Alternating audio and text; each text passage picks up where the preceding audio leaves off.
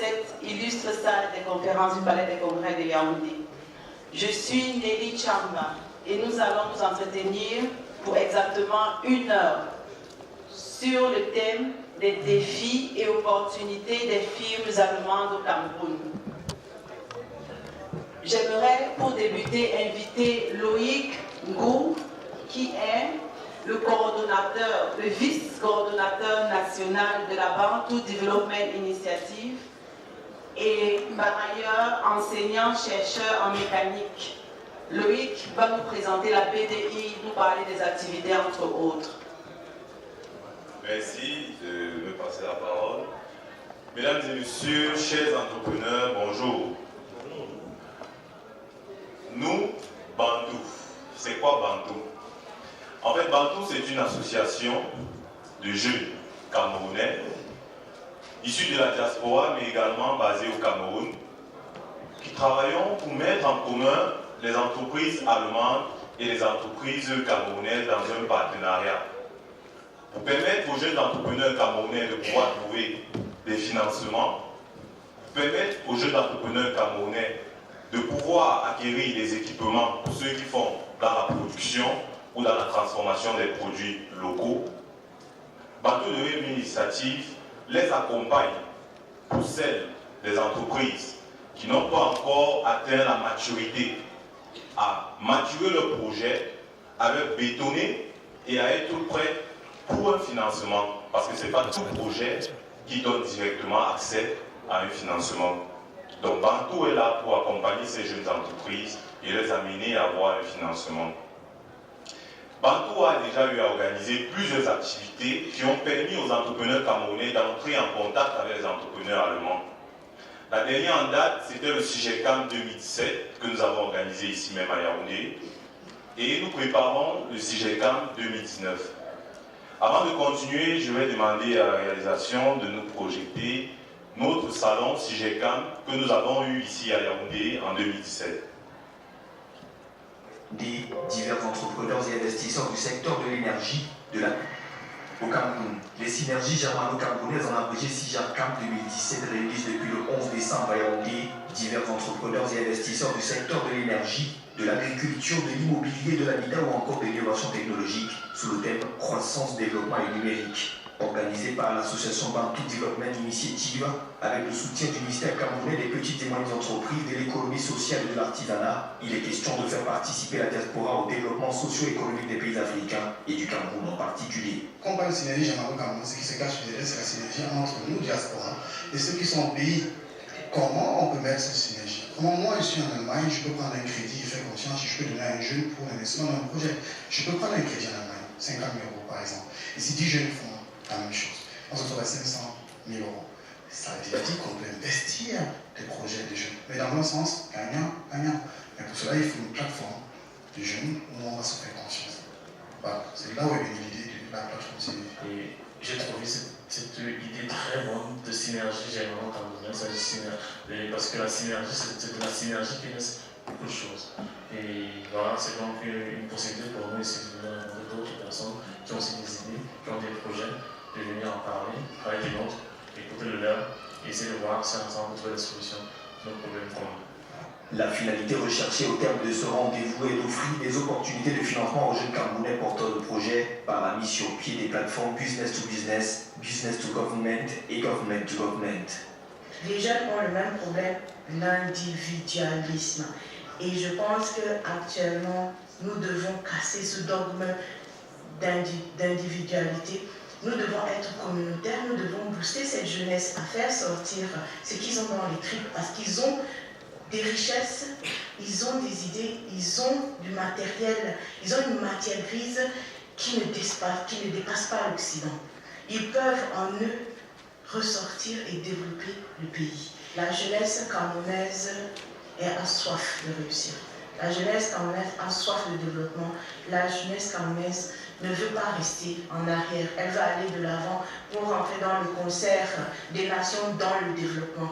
Et je pense que nous pouvons le faire. D'autres activités ont également marqué cette deuxième édition de CIGECAM, notamment la foire au projet, à l'issue de laquelle les 2 meilleurs projets sur la base de la pertinence, de la viabilité et du niveau d'innovation sont retenus. des projets qui bénéficieront d'un accompagnement de la Bantu Development Initiative. Bien, merci.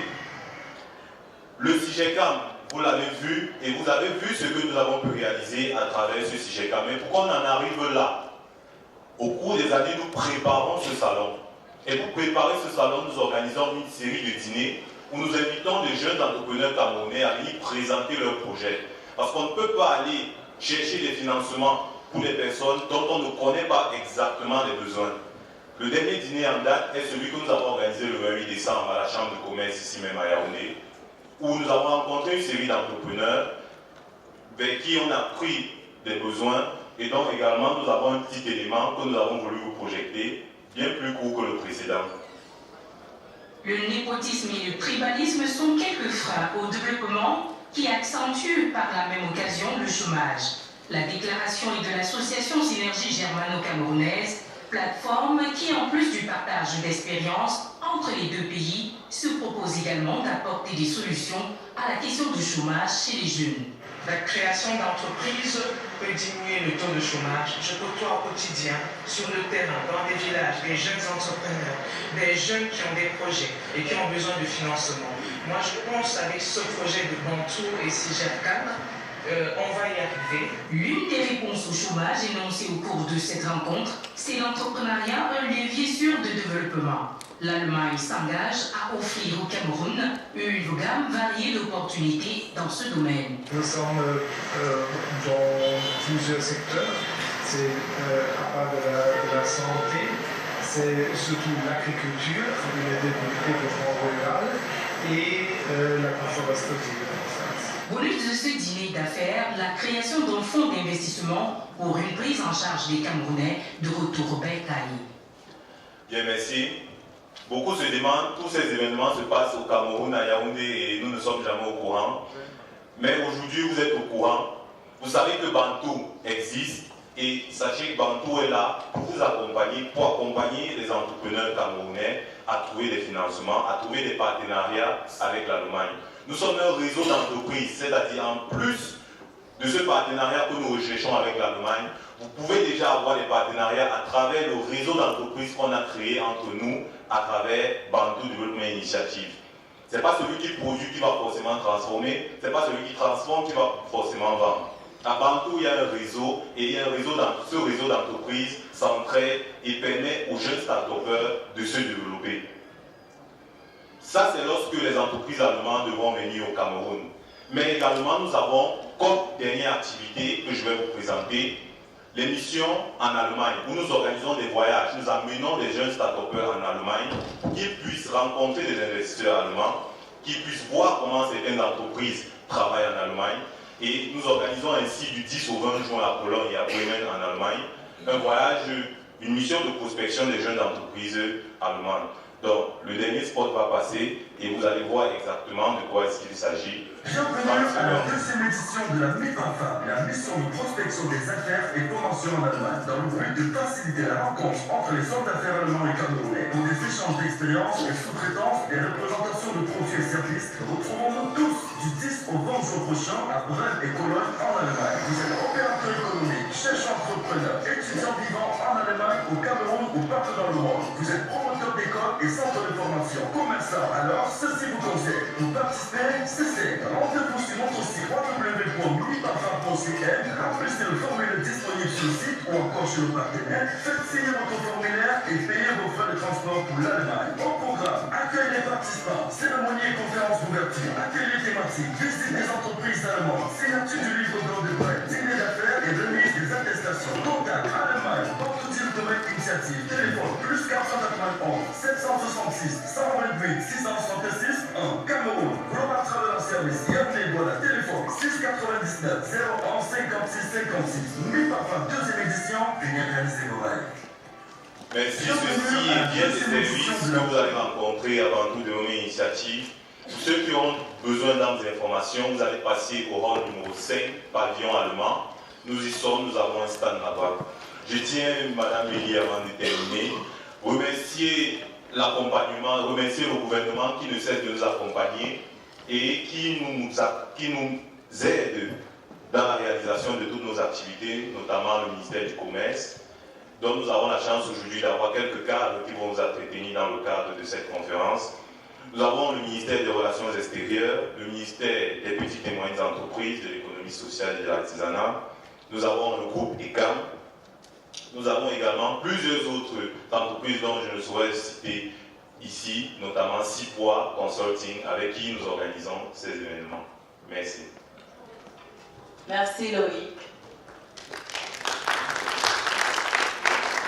Alors j'aimerais, pour débattre sur le thème qui nous rassemble ici aujourd'hui, inviter nos panélistes. Je vais les inviter à me rejoindre par ordre alphabétique décroissant. Je commence par M. Zambou David. M. Zambou David est un opérateur agricole. Il est promoteur agropole de la pomme de terre de l'Ouest.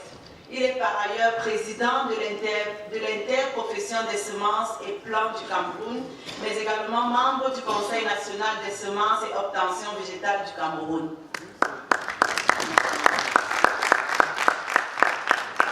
Bonsoir, M. Zambou.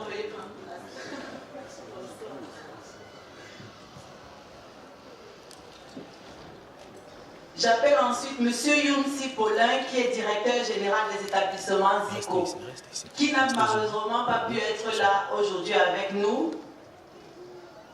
J'appelle le prochain, qui est M.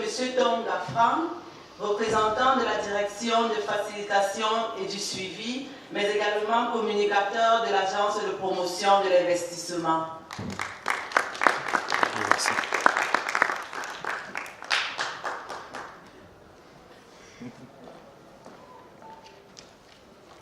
Bonsoir, M. Tom Gavé.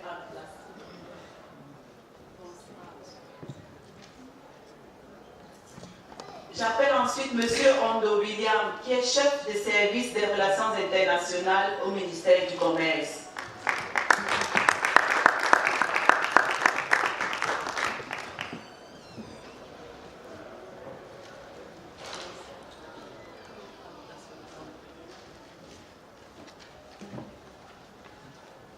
Comme quatrième panéliste, nous avons M. Juan Guy Armand, qui nous vient de la diaspora allemande. Il est ingénieur en informatique et a plus de 10 ans d'expérience professionnelle en Allemagne dans le consulting. Il est par ailleurs fondateur et CEO de la plateforme CamerBiz.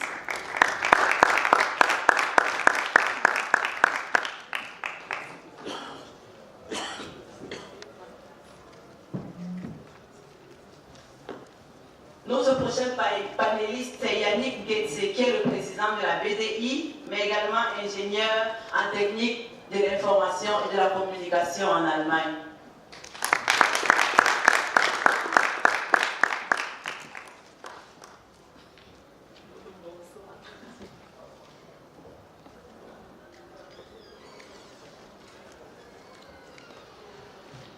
J'appelle pour terminer M. Bengono Cyril, qui est chef de service de la promotion de la consommation des produits locaux.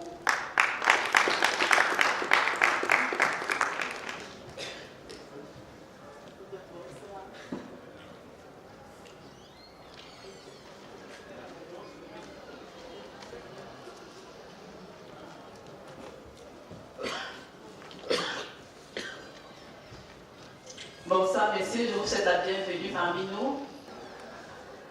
Pour commencer notre entretien, j'aurais aimé, M. Yumsi n'a malheureusement pas pu être des nôtres aujourd'hui, mais j'aurais aimé avoir pour débuter le point de vue d'un chef d'entreprise camerounais. J'aurais aimé qu'on nous présente le climat des affaires au Cameroun. Je ne sais pas s'il y a deux parmi vous pourrait dire un mot sur la question. Avec plaisir.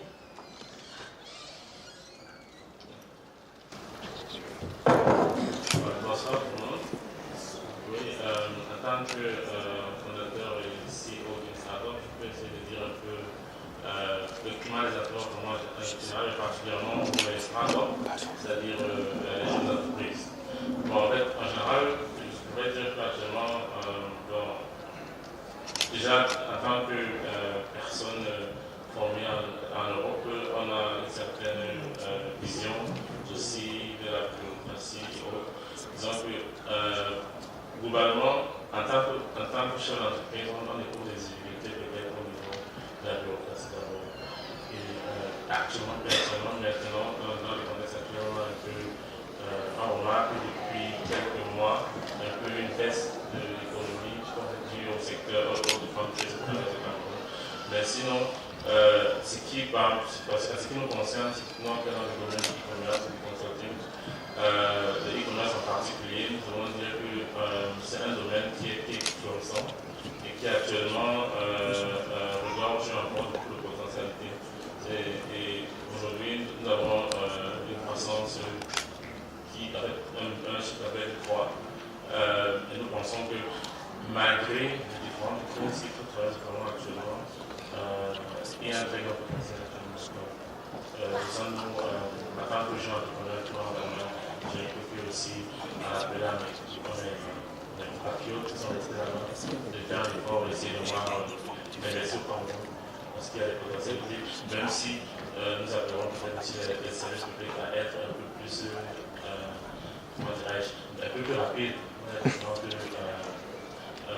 démarche administrative. C'est ce que je peux dire. Merci, monsieur Kwam. J'aurais une question pour monsieur Zambou. Monsieur Zambou, vous êtes chef d'entreprise, vous êtes opérateur agricole au Cameroun, vous êtes basé au Cameroun, mais vous avez des partenariats avec des instituts allemands. Donc j'aimerais savoir comment est née la collaboration entre vous, votre firme et ces firmes allemandes, et surtout que vous nous disiez quels sont les rouages de cette collaboration avec les firmes allemandes. Comment ça se passe au quotidien?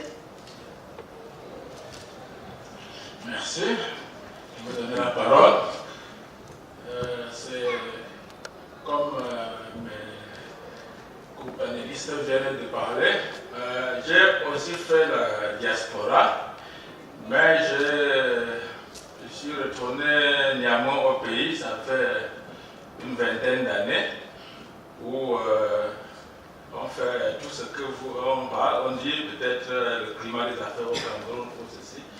Il faut maîtriser déjà, il faut intégrer tout ce que, je dis souvent que l'équation de la réussite chez nous, dans le climat des affaires, c'est que si c'est A plus B plus C qui est égal à D comme réussite, c'est que le dernier élément que nous mettons sur la table, c'est souvent l'adversité qu'il faut intégrer et ne pas voir ça comme un problème. Parce que quand vous n'intégrez pas le dernier élément là, qui peut traduire tout ce que nous mettons dans peut-être la bureaucratie ou ceci, bon, vous allez avoir quelques petites difficultés. Néanmoins, nous sommes dans un projet et nous connaissons un peu comment, par exemple, si je prends l'un de mes projets qu'on appelle Agropole, comme de l'Ouest, comme je vous ai dit, c'est un partenariat État-privé. Et quand on arrive au point d'achèvement, il faut savoir un peu comment cela se passe pour qu'on arrive enfin au point d'achèvement. Donc ce n'est pas un exercice impossible. Ce sont des exercices qu'il faut seulement connaître le terrain à chaque moment et pouvoir évoluer. C'est pour dire que dans tout le cas, l'État est le partenaire des affaires. Vous savez, après tout, les politiques interviennent suffisamment pour que la chose marche. Vous aurez beau dire que vous êtes un bon ingénieur, un homme d'affaires habile, mais il faut pouvoir comprendre cela et intégrer. Je prends l'exemple de certains de ces projets-là, il y a souvent ce qu'on a appelé le comité interministériel de validation pour certains de nos projets. Vous vous retrouvez par hasard, là, en tout cas vous vous retrouvez devant près de 16 ministères où chacun vient avec une préoccupation, parfois que vous n'avez pas prévu. Je ne sais pas si ceux du ministère, par exemple, de l'environnement, c'est l'exemple que je cite, sont dans la salle, vous allez tout dire, après, si vous n'êtes pas allé vers eux pour savoir ce qui se passe, ils vont vous poser la question à savoir si vous voulez mettre l'industrie pour faire les farines de terre ou pour faire les aliments pour faire ceci. Est-ce que vous avez déjà fait, par exemple, l'étude d'impact environnemental? Ça, c'est un exemple.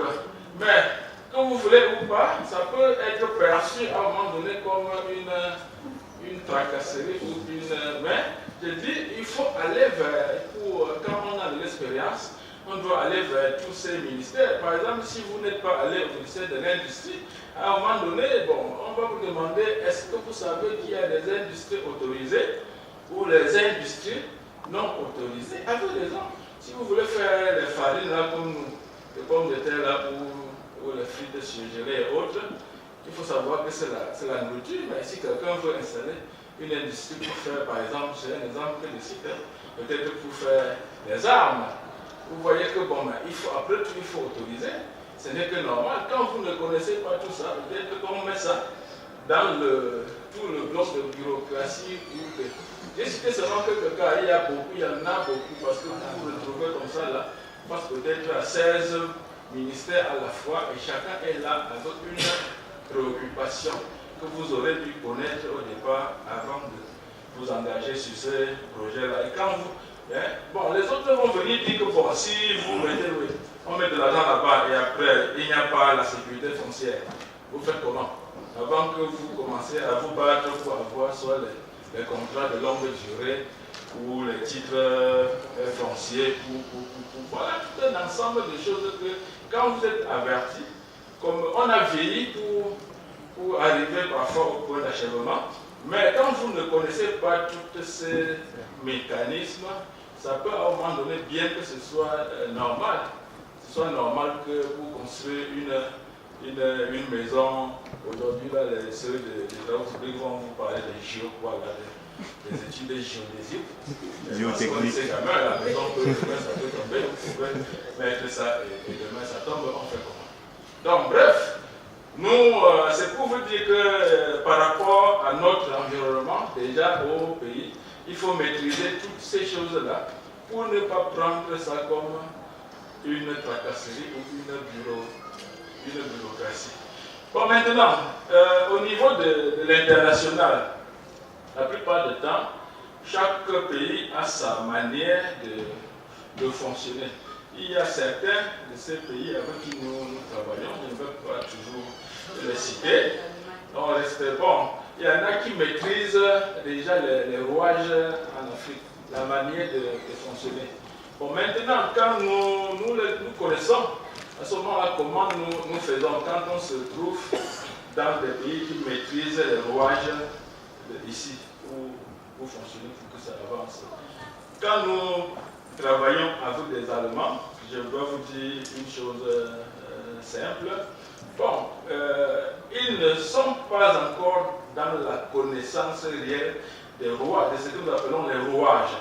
Nous avons déjà reçu quelques missions chez nous pour installer peut-être les laboratoires, peut-être des sols, pour activer pour travailler sur comment faire pour la levée de la dormance, comme en Europe, ça veut dire les chambres isothermes, la mise en place des chambres isothermes et tout. Bon, mais quand ils viennent par rapport aux autres, ils se limitent au niveau technique pour nous dire comment on va faire pour avancer.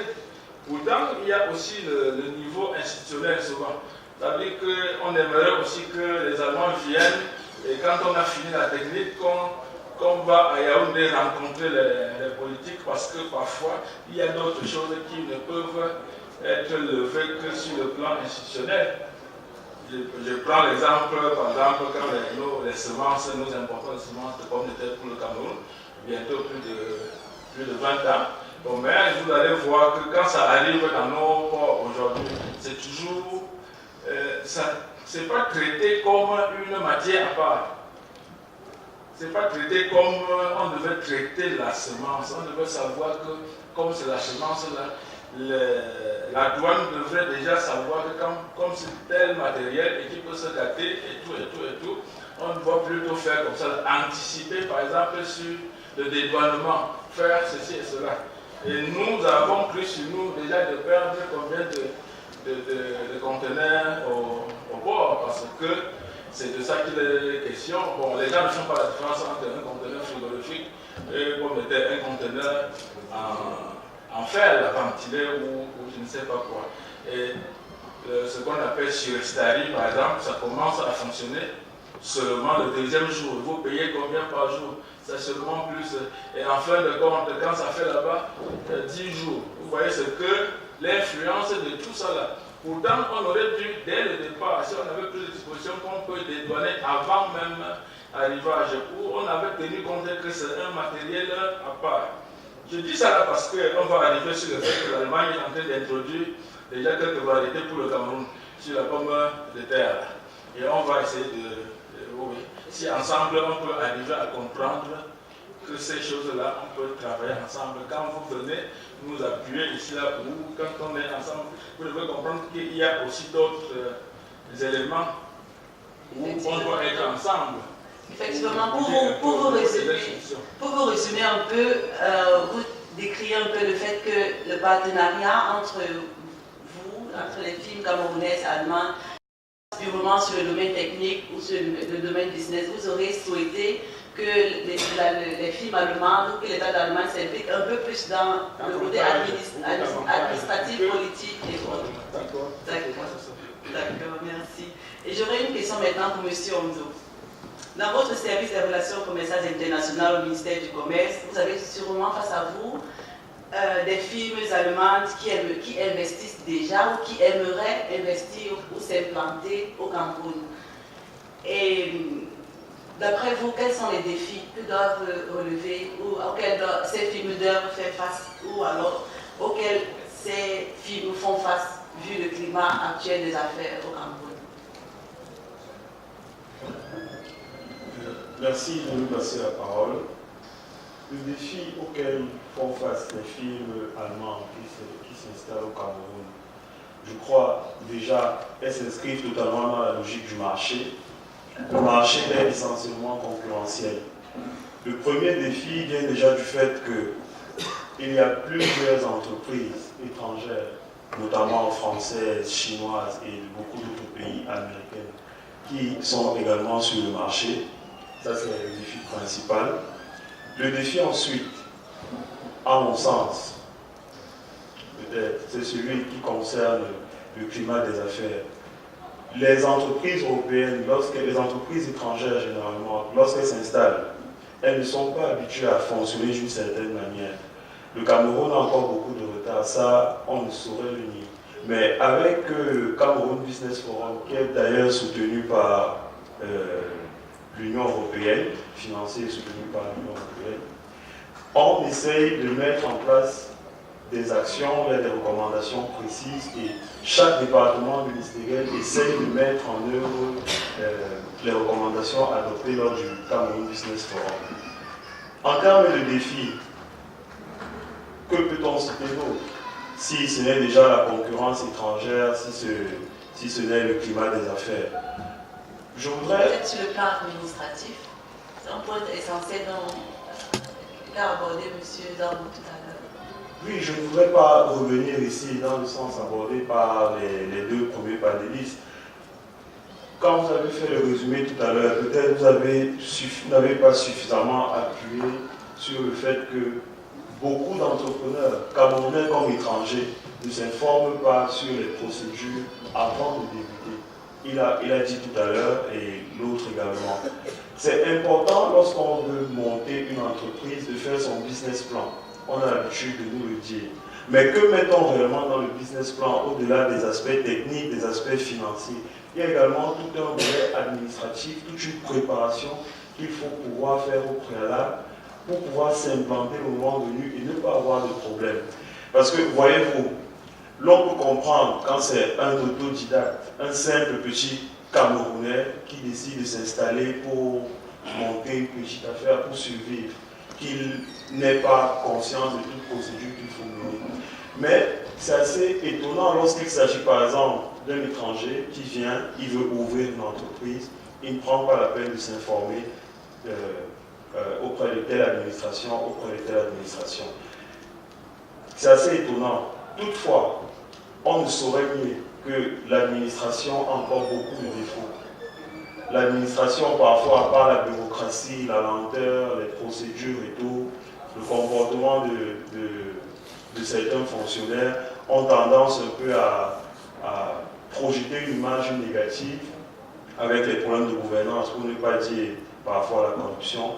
Mais honnêtement, les entreprises doivent apprendre à s'informer. Pas seulement s'informer lorsqu'on lance l'entreprise, mais s'informer au jour le jour s'agissant de son activité. Je vais prendre un cas très simple, très basique. Une entreprise qu'on a l'habitude de voir tout le temps. Un monsieur qui fait par exemple un taxi, c'est une entreprise, c'est un auto-entrepreneur. Mais comment pouvez-vous penser qu'il mène son entreprise et il n'a pas le code de la route dans son lieu de travail qui est le taxi? Le code de la route, c'est une disposition SEMAC qui a été adoptée, je crois, en 2002. Normalement, il devrait l'avoir, voir les domaines qui le concernent, aller au ministère des Transports régulièrement, essayer de s'informer, passer, voir quelles sont les innovations, les nouveautés, qu'est-ce qu'on demande après certaines années. C'est aussi ça le rôle de l'entreprise, c'est aussi ça le rôle de celui qui mène l'activité. Quelque part, cette charge incombe aussi aux administrations. Dans ces instructions aux membres du gouvernement, c'est une instruction constante du chef de l'État. Faire travailler et faire savoir aux administrations, aux entrepreneurs, essayer de diffuser l'information. Quelque part, on pêche encore là-dessus. Mais je crois qu'avec le temps et progressivement, avec la nouvelle génération, les choses pourront changer et s'améliorer. Donc, en termes de défis, je crois que le plus grand défi, c'est le marché. Le marché est ouvert, le marché est concurrentiel. Effectivement, merci beaucoup. Monsieur Tonka, j'aurais une question pour vous. J'aimerais savoir quelles sont les mesures qui sont prises par le gouvernement pour justement faciliter l'investissement ou l'implantation des firmes étrangères, mais allemandes en particulier au Cameroun, et surtout quel est le suivi dont bénéficient ces firmes. Merci. Bonsoir une fois de plus au panel. Alors, les mesures que le gouvernement camerounais prend pour pouvoir suivre les firmes allemandes pour l'installation au Cameroun. Déjà, chez nous, à l'Agence de promotion des investissements, nous avons pour principal rôle qui est de vendre l'image de marque du pays sur le plan national et sur le plan international. Et le gouvernement camerounais, le chef de l'État, nous a donné un outil très important, la loi de 2013. Cette loi qui porte sur les incitations à l'investissement privé en République du Cameroun, qui permet à ces dernières de venir bénéficier des exonérations fiscales douanières. Et hormis de cela, l'Agence de promotion des investissements a beaucoup réfléchi. Comment est-ce que les entreprises doivent venir s'installer? Parce que ces entreprises ont plusieurs difficultés lors de leur installation. C'est pourquoi nous jouons, notre rôle, nous avons le deuxième rôle qui est d'accompagner, de conseiller ces derniers. Et nous travaillons en collaboration avec le ministère du Commerce, les ministères clés de l'économie, le MINEPA, le MINTP, ainsi que les autres structures. Et pour cela, nous avons aussi mis sur pied des plateformes telles que le Cameroun Investment Forum, qui permet ainsi d'aller toucher, c'est-à-dire inviter les entreprises étrangères, plus précisément les entreprises allemandes, parce que je me souviens à la deuxième édition, nous avons eu quelques entreprises allemandes, Sahello et Bienlo. Nous avons eu quelques entreprises allemandes qui sont venues par invitation. Et ces entreprises sont en train de bénéficier de nos conseils et de nos accompagnements pour pouvoir permettre l'installation définitive. Et voilà quelques mécanismes que chez nous, à l'agence de promotion des investissements, puisque nous sommes la porte d'entrée des investisseurs et nous ne pouvons pas dormir les bras ouverts, donc nous sommes là pour accueillir et conseiller ces firmes qui veulent vraiment s'installer au Cameroun par déjà la loi de 2013 qui les donne grandement des avantages qu'ils en ont besoin. J'ai entendu une expression très intéressante tout à l'heure. Je suis sûre que dans la salle, vous aimerez également avoir plus d'informations comme moi. Exonération fiscalo-douanière. Donc, est-ce que vous pouvez en quelques mots nous expliquer exactement sur le plan pratique de quoi il s'agit? Et par exemple, dans quel domaine ou secteur d'activité on pourrait bénéficier justement de ces réductions, disons ça? Merci. Les secteurs d'activité clés, vous savez, depuis la mise sur pied du plan directeur d'industrialisation et la mise sur pied du DCSE, il y a des secteurs privilégiés tels que le secteur agroalimentaire, le secteur agricole. Nous avons également sur le secteur du tourisme, plus précisément l'hôtellerie. Alors ces exonérations peuvent être soit à 100%, 80%, 70%. Je prends souvent cet exemple banal lorsque j'ai un visiteur dans mon bureau. Vous voulez peut-être transformer du maïs en blé. Le gouvernement est soucieux. Nous, on a la terre. Vous avez la semence qui a été peut-être fournie par l'Irak ou bien par d'autres partenaires. Vous avez de l'espace. Maintenant, qu'est-ce qu'il vous faut? C'est l'implantation de votre usine. Alors le gouvernement est soucieux parce que nous n'avons pas encore des fournisseurs fiables à vous produire les machines permettant la production de votre maïs en produits finis tels que la farine, la bouillie, tout ce que les produits dérivés du maïs. Alors, la machine que vous allez importer du côté d'Allemagne, cette machine, lorsque cette machine doit arriver au port, au lieu de 100 francs du droit de douane, avec la convention que vous allez signer entre le gouvernement camerounais qui est représenté par l'agence de promotion des investissements et vous, en tant que promoteur d'un projet, vous allez vous voir en train de payer 30 francs ou 40 francs. C'est-à-dire, vous gagnez déjà 60 francs de charges que vous deviez dû payer. Tout simplement parce qu'on veut que ces entreprises s'installent rapidement pour que les charges ne deviennent pas si lourdes. Parce que c'est ça le véritable problème. Le gouvernement avait voté cette loi pour que les entreprises puissent rapidement s'installer. Ces exonérations peuvent être de 5 ans minimum, 5 ans, pendant la phase d'installation.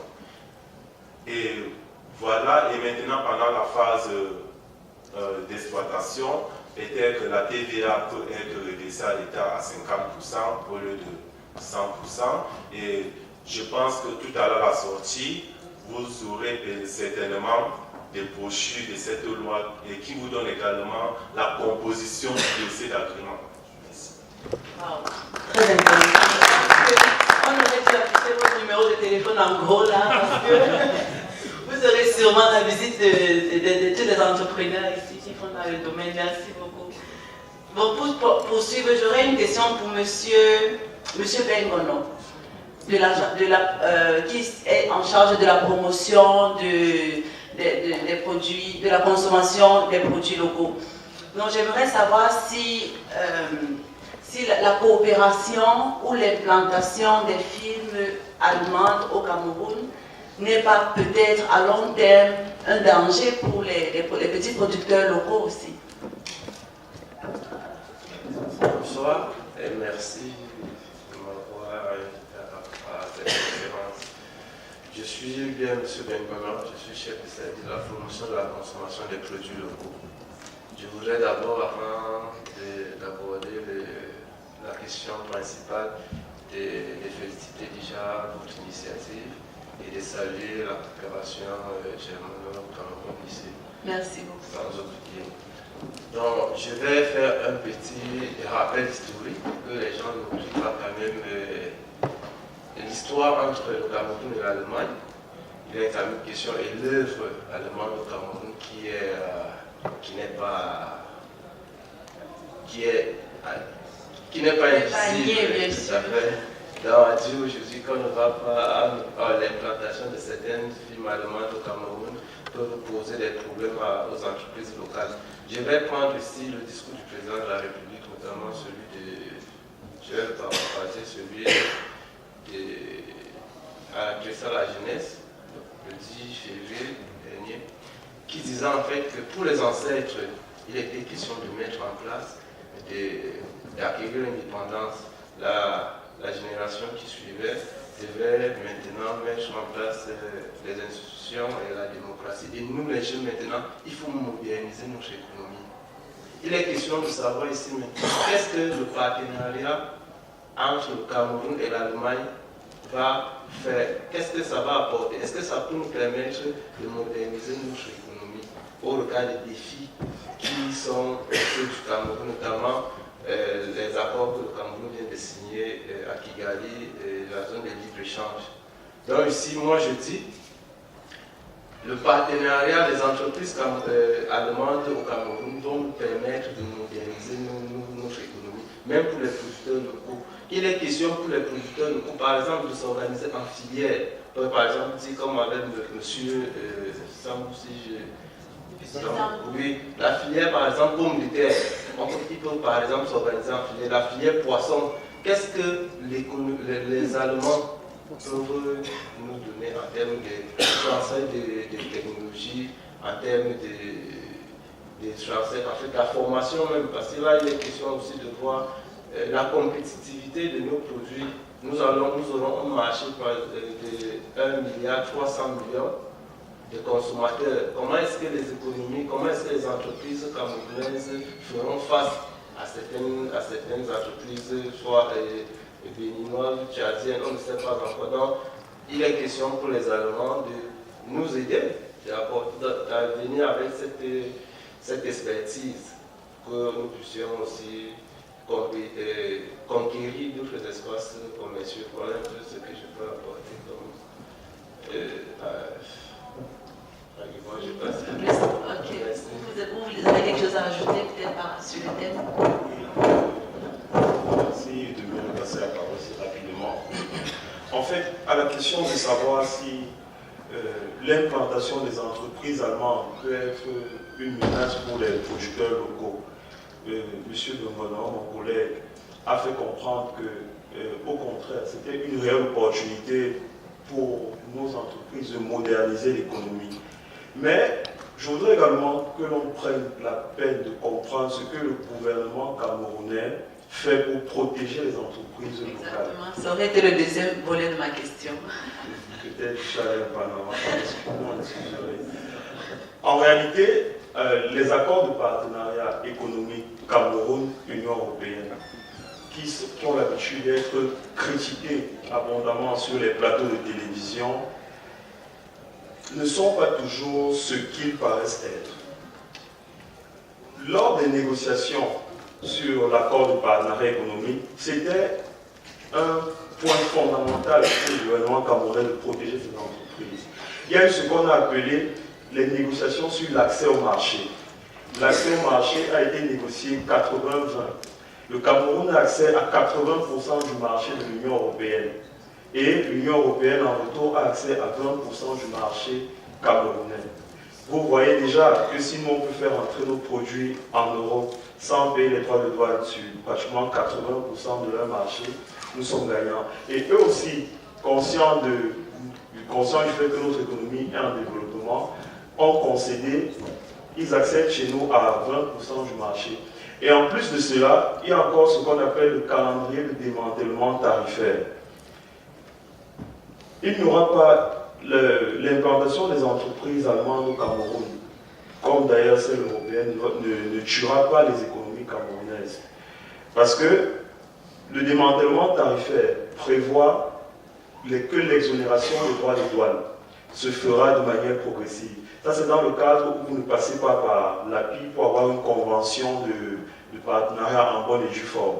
Si vous importez directement votre matériel de l'Allemagne et que c'est prévu dans les lignes tarifaires contenues à l'annexe de l'accord de partenariat économique, vous avez par exemple des domaines agriculture.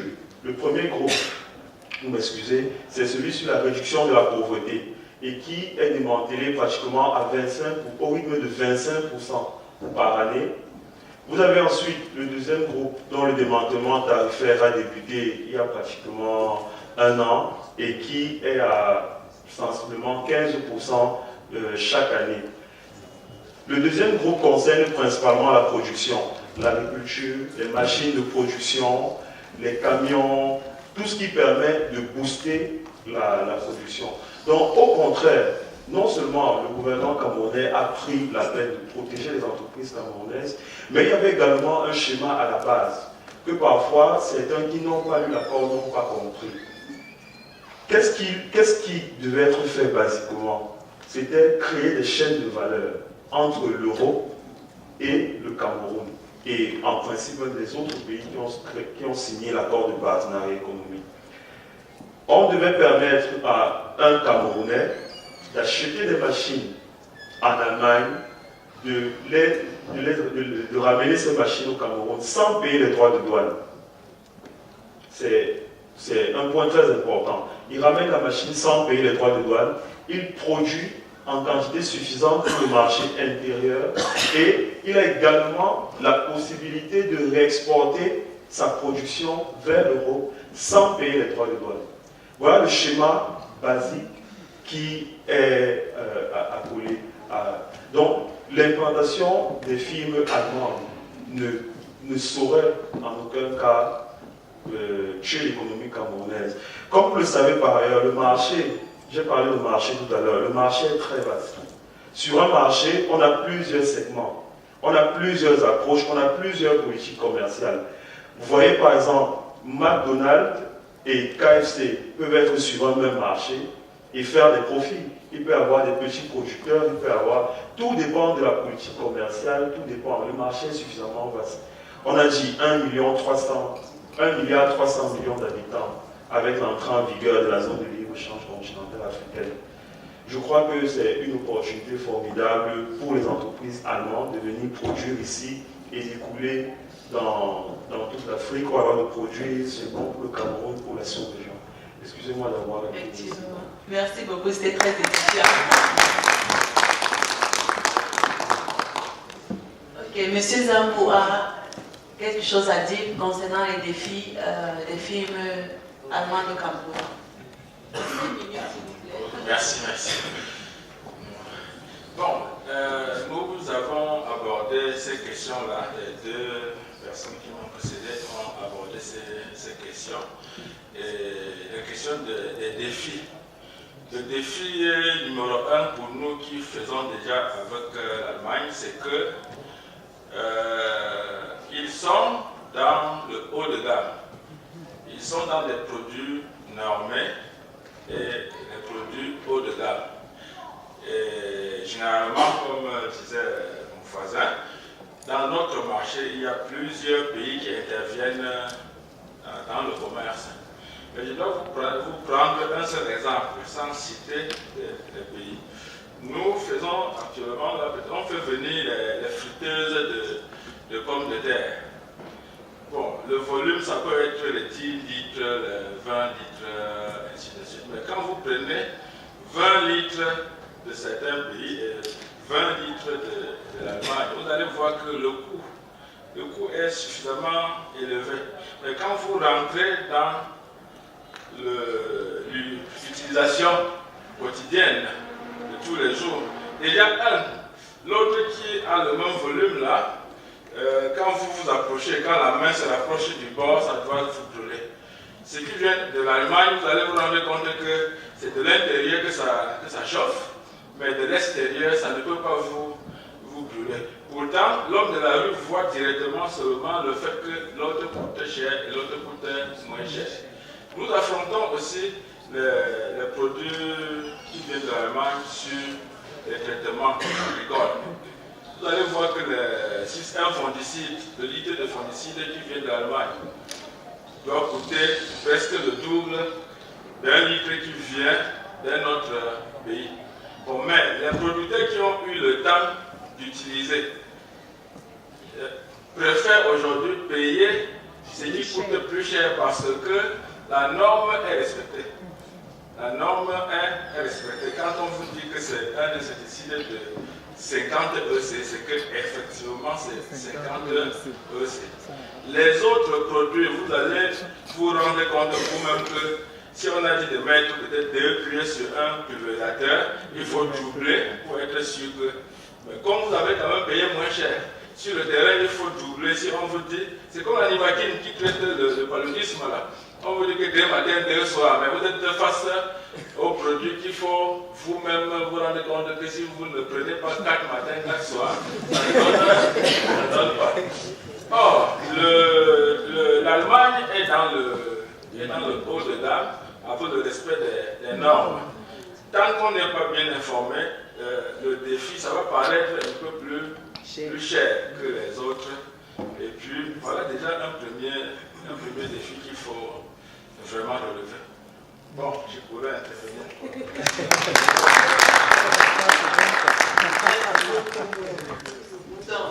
Là, j'aurais une question pour M. Kwam et M. Getse. Disons, vous pourrez effectivement répondre simultanément. Alors, vous êtes tous les deux originaires du Cameroun, vous êtes tous les deux nés au Cameroun, vous avez grandi au Cameroun, vous êtes tous les deux allés en Allemagne pour les études et vous êtes tous les deux ingénieurs, pour l'un en informatique et pour l'autre dans les techniques d'information et de la communication. Et vous travaillez également vous avez une grande expérience professionnelle en Allemagne également. Ça signifie qu'avec le temps, vous maîtrisez la manière de travailler des Allemands. Nous savons tous que les Allemands sont très stricts, ont une certaine rigueur du travail que nous n'avons pas forcément, ou alors pas encore, ici au Cameroun. Donc, premièrement, pour M. Kwam, j'aimerais que vous nous donniez d'abord un petit aperçu, que vous nous disiez ce que c'est que CamelBees, parce que vous êtes le promoteur de la plateforme CamelBees, avant de poser ma question. Merci pour la question. CamelBees à la base, c'est une société qui est dans le consortium en informatique. Justement, c'est-à-dire que nous sommes spécialisés dans le développement, la conception et le développement de pages web avec le système de gestion de contenu et le système de gestion de relations clients. C'est-à-dire que quand on a une entreprise à ses clients, il faut les gérer dans une base de données pour savoir à chaque moment si on doit relancer le client, si on doit lui envoyer des mails personnalisés et consorts. Voilà. Puis nous sommes arrivés justement à créer notre site d'e-commerce. Pourquoi? Parce que justement au départ, c'est l'un des chocs qu'on a eu quand on a commencé à faire le Cameroun.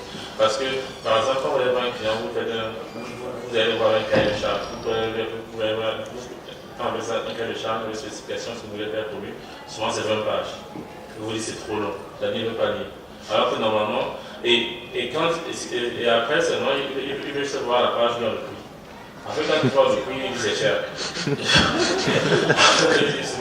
Si vous n'avez pas lu, c'est qu'on peut faire pour vous. Il s'en va voir de l'autre côté de la route, quelqu'un qui dit je vous fais une page de tête à 100 000 francs, et le produit facilement pour 500 000. Pourquoi il y a cette grosse différence? Justement, c'est la raison pour laquelle il faut lire le cahier de charge. Parce que dans le cahier de charge, c'est écrit tout ce qu'on fait pour vous. Si vous n'avez pas pour faire sur une page, vous dites la page à 100 000 francs, et après, il y a des problèmes de compréhension parce que c'est peut-être écrit dedans ce qu'il va faire pour vous. Et vous vous retrouvez dans le même contentieux qui peut après durer devant les tribunaux. Or, justement, avec cette mentalité allemande, nous préparons ça dès la mort en principe. C'est-à-dire qu'avant de commencer à travailler avec vous, on fait d'abord un cahier de charge pour exactement ce qu'on va faire pour vous, et on s'entend là-dessus avant de commencer le travail. Et justement, là, on s'est rendu compte que beaucoup avaient des problèmes pour accepter ces coûts-là. Et déjà aussi, vu le fait qu'on a beaucoup de petites entreprises qui n'ont pas assez de moyens, et parfois aussi n'ont pas cette vision de voir que le numérique est important pour dans sa transformation numérique est importante aujourd'hui. Nous avons décidé déjà de créer donc une plateforme qui permet à tout un chacun avec des moyens réduits de vendre sur Internet, de communiquer sur Internet, de numériser leur business. C'est un peu ça. Quand même, c'est un nombre de numériser, tout le monde peut vendre sur la plateforme, tout le monde peut acheter. Et en plus de cela, on doit comprendre nos partenaires sur ce plan logistique. C'est que si un partenaire a des accords avec nous, nous occupons aussi de la combinaison de ces produits, du transport et de la livraison de ces produits. Et votre offre s'adresse principalement à des films camerounaises ou étrangères? Principalement, nous avons notre souci aussi premier de pouvoir promouvoir la production camerounaise. On essaie justement sur nous ici de recenser toutes ces personnes qui transforment nos produits locaux pour pouvoir les vendre. Certains vendent par exemple à Carrefour, d'autres vendent à Dorf, on va suivre toutes ces empreintes. Et donc vraiment, ils sont se permettre à ce moment, n'ont pas encore cette visibilité. Ces jeunes qui ont des produits intéressants, qui ont la visibilité de pouvoir vendre à partir de l'Internet, à partir de l'Internet, pouvaient réussir à vendre peut-être au bar, vendre déjà par exemple au LMB, sans avoir à vous à transporter ou à connaître le client final. Ok, j'en viens à ma question maintenant. Pour vous deux qui êtes de la diaspora camerounaise en Allemagne, est-ce que vous pouvez nous dire le rôle que peut jouer cette diaspora-là dans l'implantation des films allemands au Cameroun? Je pense que normalement, d'après moi, le rôle peut être comme une courroie de transmission. Parce que nous sommes un peu, je vais dire comment, nous sommes hybrides. Nous ne sommes plus ni vraiment camerounais, ni vraiment, nous sommes allemands, mais on a toujours des racines camerounaises. Et nous sommes camerounais, moi, déjà un peu adopté à la mentalité allemande. Ça veut dire que ce que nous pouvons permettre aux entreprises allemandes, étant donné que nous connaissons toujours assez bien la mentalité camerounaise, on peut les aider un peu comme pouvoir de transition, comme pouvoir les accompagner dans leur implantation au Cameroun. Et nous pouvons naturellement aussi, étant donné que nous comprenons la mentalité allemande, mieux, c'est-à-dire mieux faire comprendre, mieux accompagner aussi le mouvement camerounais à attirer les entreprises allemandes au Cameroun.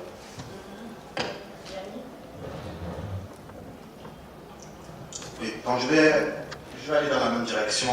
Je vais dire vraiment c'est notre rôle de diaspora. Pourquoi on est dans la diaspora, hein?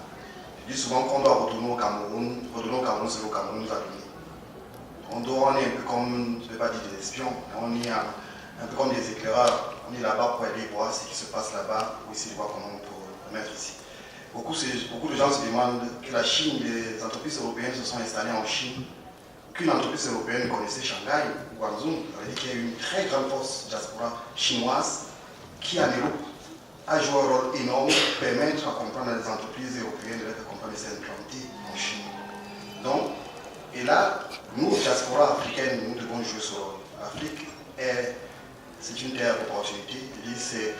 C'est encore le seul endroit sur la terre qu'on peut écrire son nom, parce que quelle est l'existence sur la terre? C'est soit tes enfants vont continuer à pérenniser ton nom en disant que tu existais, ou soit c'est par rapport à tes œuvres. Il y a beaucoup de gens qu'aujourd'hui on continue toujours à parler de tes noms par rapport aux œuvres qu'ils ont fait sur la terre. Donc, c'est notre rôle, la diaspora. Et nous connaissons la mentalité allemande, nous connaissons la mentalité africaine et camerounaise. On est les meilleurs interlocuteurs pour les amener, pour essayer de leur montrer le bon chemin, pour avoir la bonne information, pour aller sur place. Un peu dit que nous prenons les balles pour eux. C'est ça le gros problème. C'est quand directement une entreprise allemande arrive au Cameroun, s'il y a un entrepreneur camerounais, on se retrouve à 10h et que tu arrives à 11h, pour lui comprendre que tu n'es pas intéressé par le faire. Bon, pourtant, ça fait partie de nos mœurs, ça fait partie de notre culture.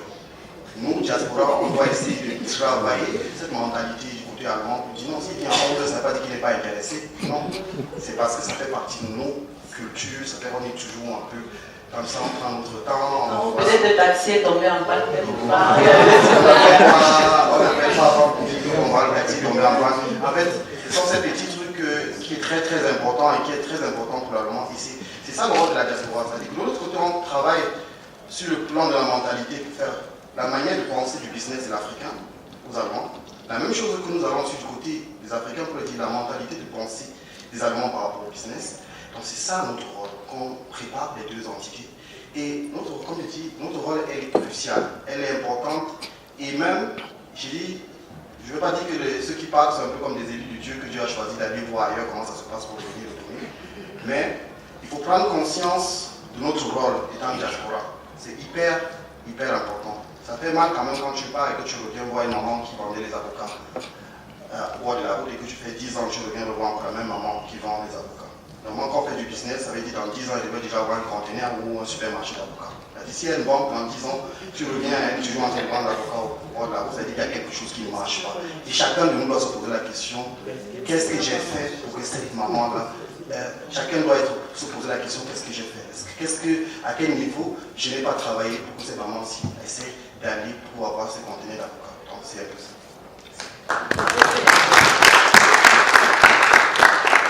Donc il y a sûrement parmi nous dans la salle de nombreux jeunes entrepreneurs ou les moins jeunes qui se demandent comment est-ce qu'on fait pour entrer en partenariat ou en collaboration avec une firme allemande. Comment est-ce que ça se passe pour M. Zambou par exemple? Comment vous êtes en partenariat avec 2 ou 3 firmes allemandes ou 2 institutions allemandes, je crois, vous me les avez citées. Comment est-ce que vous avez fait au début, à vos débuts en tout cas, pour entrer en collaboration avec ces firmes-là?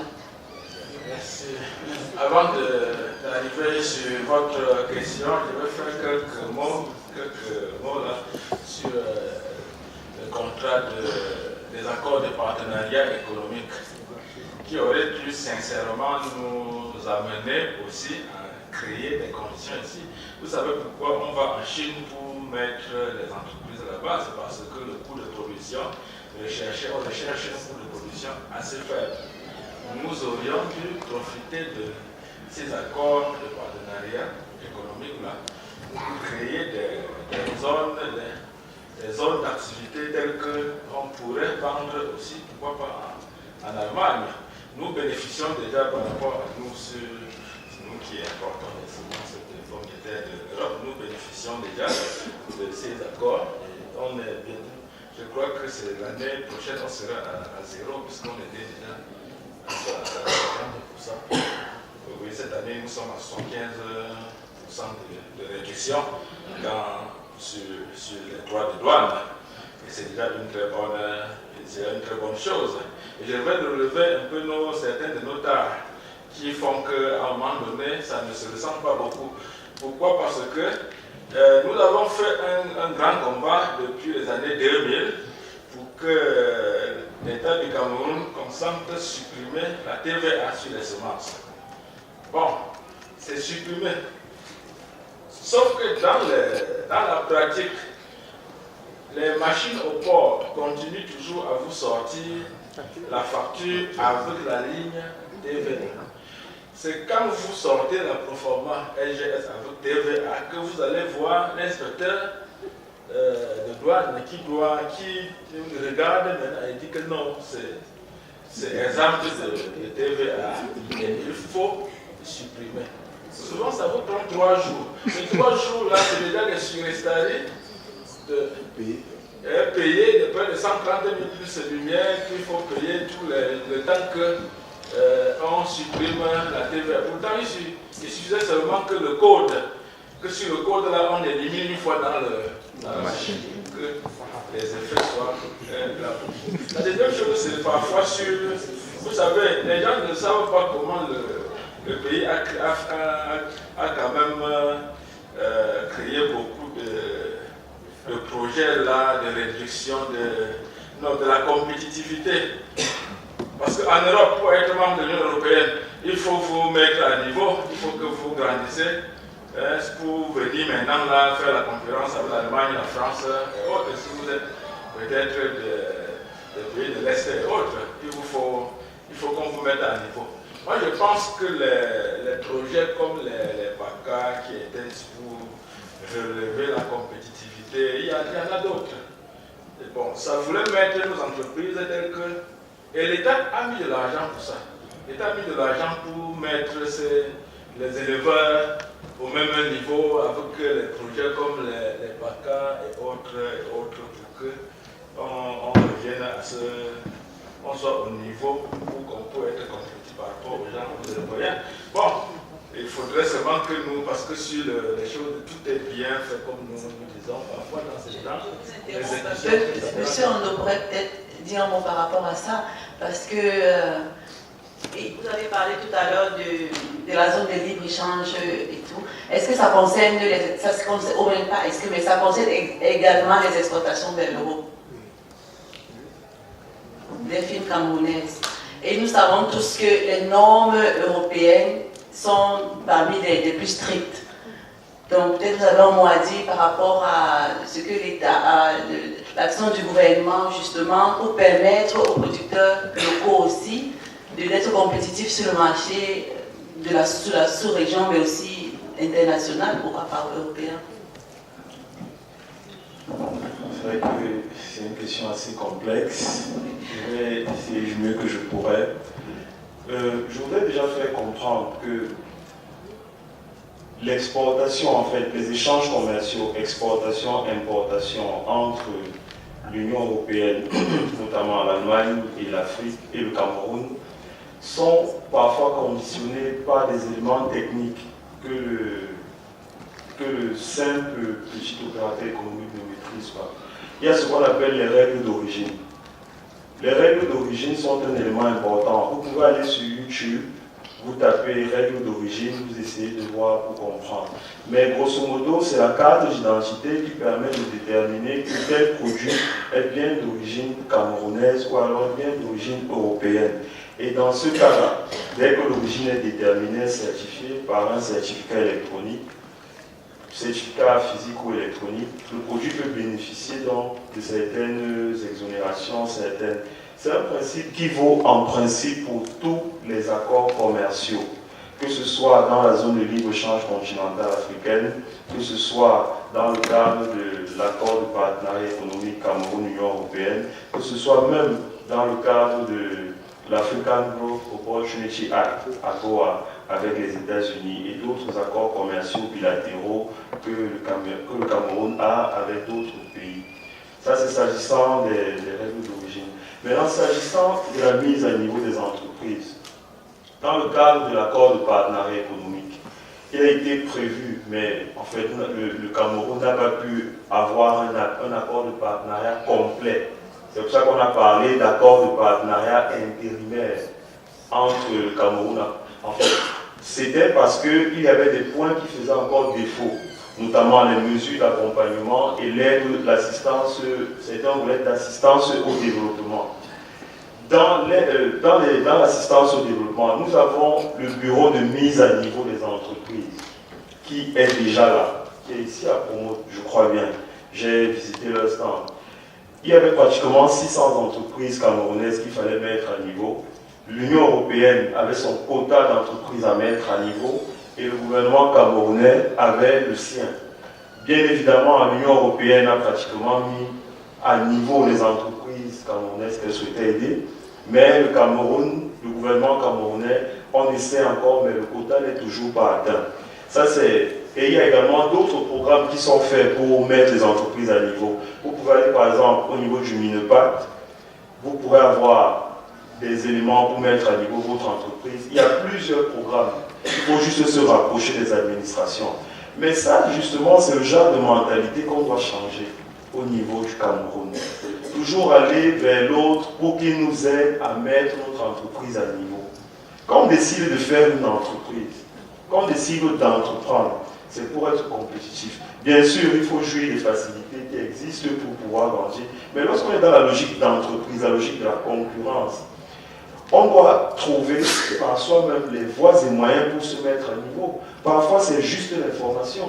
Parfois, c'est juste chercher à savoir comment est-ce que lui fait pour produire. Essayer de voir s'il a un brevet, essayer de voir si je peux acheter son brevet de production, ou alors essayer de partager les droits avec lui, essayer de produire comme lui. Comment il fait pour réduire les coûts? Tout à l'heure, M. Zambo évoquait les questions de machines allemandes qui coûtent cher. Peut-être ce sera aussi un des défis prochains de l'Allemagne. Essayer de produire des modèles vraiment adaptés pour l'Afrique, un peu comme le font les Chinois. Mais c'est à l'entrepreneur camerounais qui veut mettre à niveau son entreprise de faire une étude de marché. Si j'achète une machine en Chine, voilà ce que ça, voilà la production, voilà la capacité, voilà la puissance par heure. J'ai pas d'électricité. Si j'achète une machine en Europe, voilà. Il y a également d'autres pays comme la République tchèque qui brillent par la production des machines. Mais leurs machines ici au Cameroun sont pratiquement inutilisables. Pensez jusqu'au service après-vente. Comment je fais pour changer la pièce après? Comment est-ce que la mise à niveau de l'entreprise, je crois que ça dépend d'abord de l'entrepreneur. On peut jouir des facilités mises en place par le gouvernement et autres, mais je dis qu'on décide de faire une entreprise, c'est d'abord soi-même. Essayer de se mettre au niveau des entreprises concurrentes dans notre domaine. C'est mon point de vue sur la question. Merci beaucoup. Donc, je vous remercie, mes chers panélistes, pour vos interventions, les-unes encore plus édifiantes que les autres.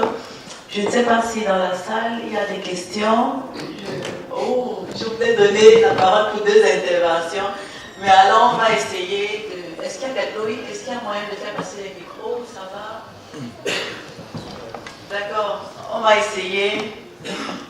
1 minute par intervention. Merci beaucoup. Je suis Sa Majesté Rondo-Tounou, le coordinateur du réseau des recherches professionnelles d'Afrique pour la gestion de la biodiversité des écosystèmes de forêt.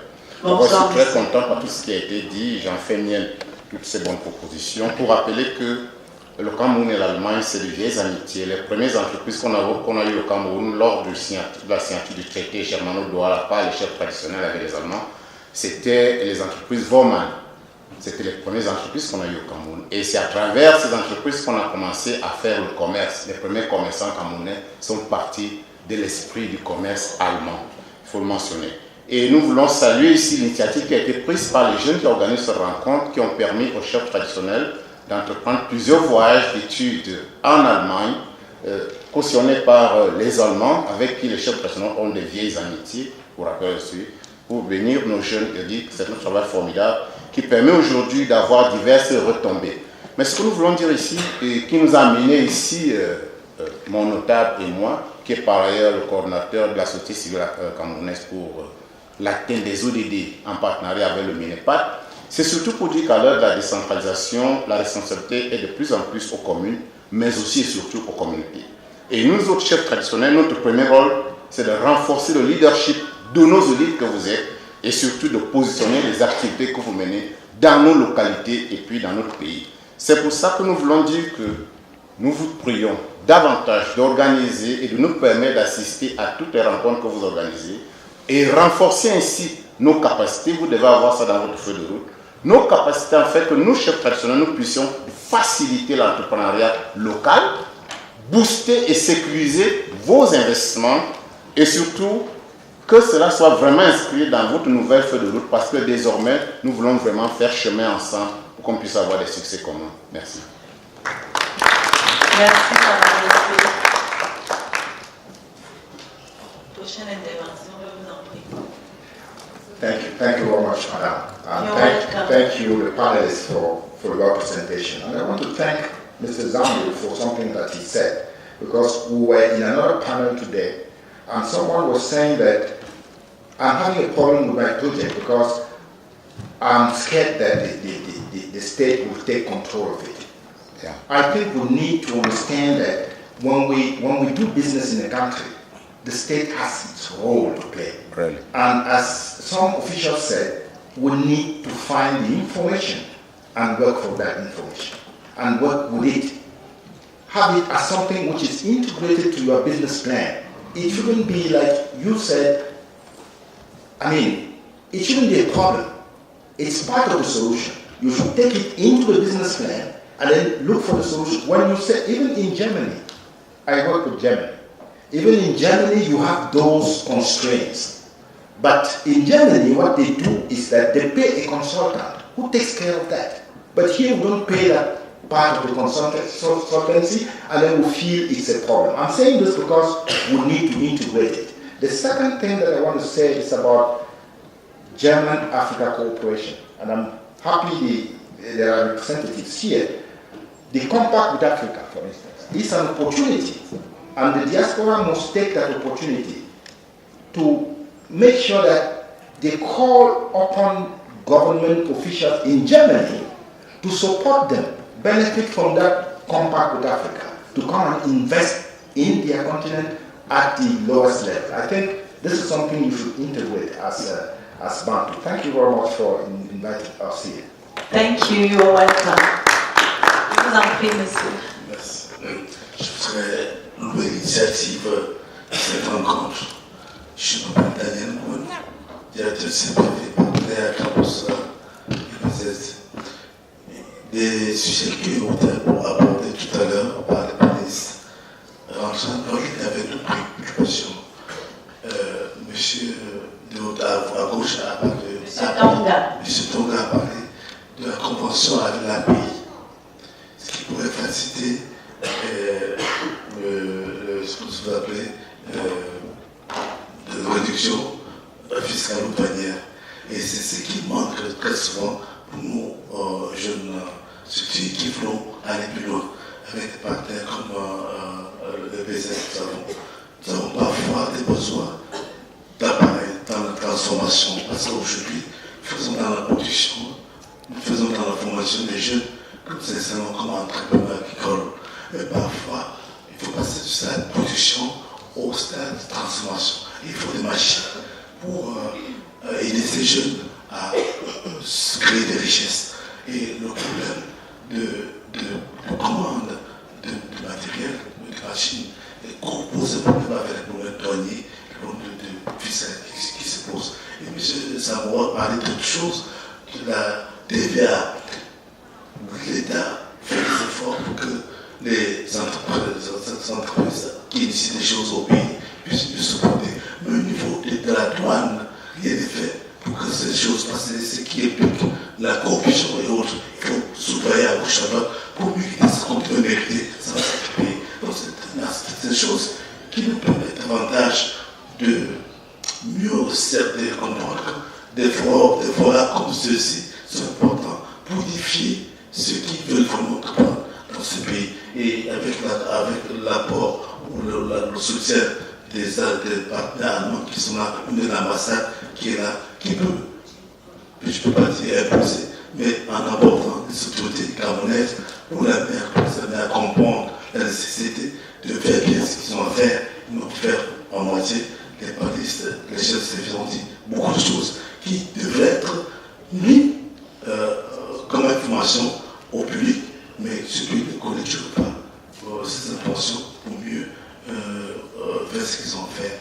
Je veux remercier l'initiative de Bantoua en mettant davantage ce panel pour la thématique qu'on a discuté. Merci, monsieur.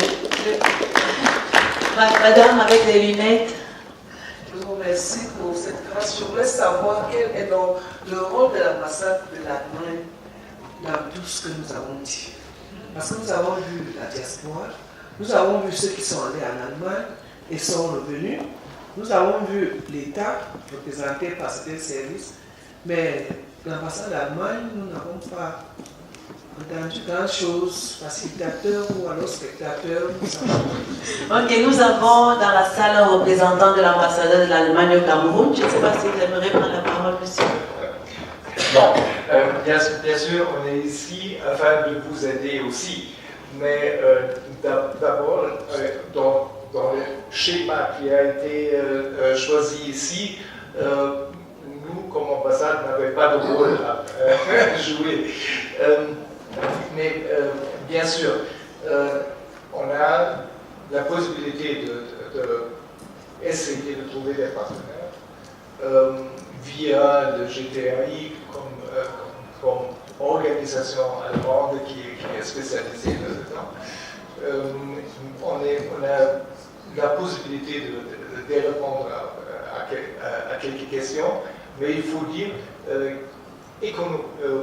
en ce qui concerne l'économie de votre pays, on n'est pas vraiment, on n'a pas de spécialistes ici sur place afin de substituer le rôle de vos entreprises ou de la diaspora dans ce contexte-là.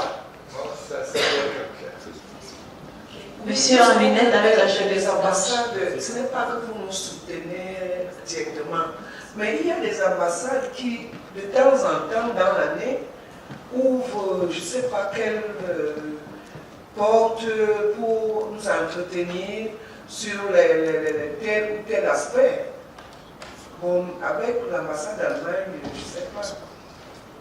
Peut-être tout au long d'une année, une journée de portes ouvertes pour découvrir peut-être un aspect, ainsi de suite. En fait, je peux ajouter quelque chose par rapport à l'association Bantou Développement Initiative est beaucoup accompagnée par l'ambassade d'Allemagne. Vous voyez, nous organisons des dîners d'affaires pour que vous, les porteurs de projets, les entrepreneurs camerounais, vous venez nous donner des informations qui sont assez importantes. Par exemple, la mission qu'on a préparée pour l'Allemagne du 10 au 20 juin, nous travaillons déjà avec l'ambassade d'Allemagne pour faciliter les visas.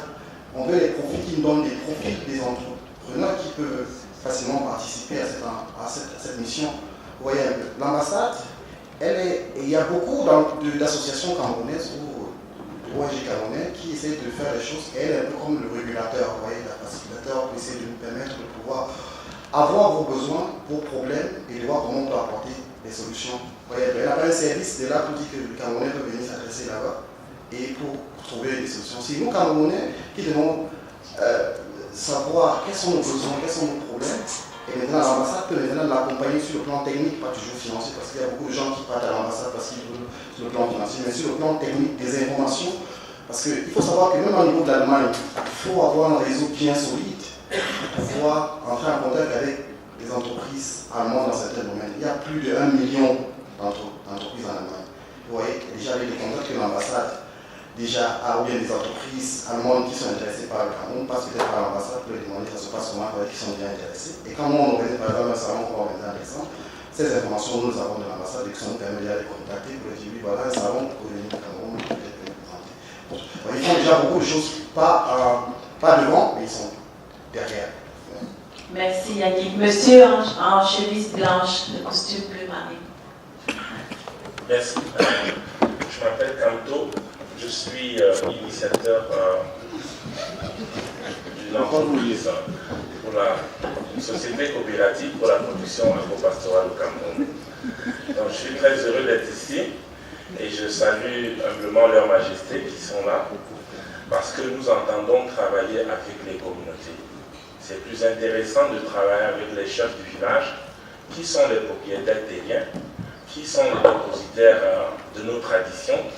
Nous avons opté pour travailler avec eux, donc il me sera permis de les approcher tout à l'heure avec tout le respect que notre tradition exige. Je voudrais remercier Bantou Development Initiative pour ce qu'il fait. Nous sommes à leur suite depuis 2017 et nous sommes chaque jour toujours un peu plus satisfaits. Nous étions au dîner du 28 décembre.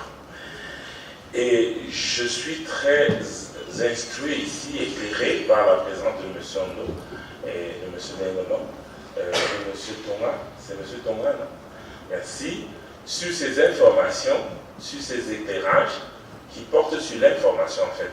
On doit être informé.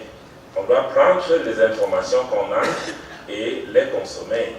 Donc nous sommes très très flattés, mon équipe et moi, très flattés de toutes les informations que nous avons eues. En ce qui concerne la facilitation des affaires, comme on a parlé des ACP, c'est bien ça. Les APE, excusez-moi, nous ne pouvons pas mettre de côté la force du franc CFA parce qu'on a essayé de faire un parallèle avec le cas de la Chine. Comment les entreprises européennes se sont installées en Chine pour pouvoir développer la Chine. C'était aussi grâce à la monnaie chinoise qui leur laissait les latitudes de le faire, la compétitivité. Il faut dire, et c'est de bon ton aujourd'hui depuis un temps, qu'on parle du franc CFA, qui est une monnaie nazie que les Français ont gardée pour nous emprisonner. Nous ne pouvons pas passer sous silence cela aujourd'hui. Ça doit être martelé sur tous les fronts que nous devons sortir de cette monnaie. Ça ne nous avantage pas. nous savons que... Merci monsieur pour votre point de vue.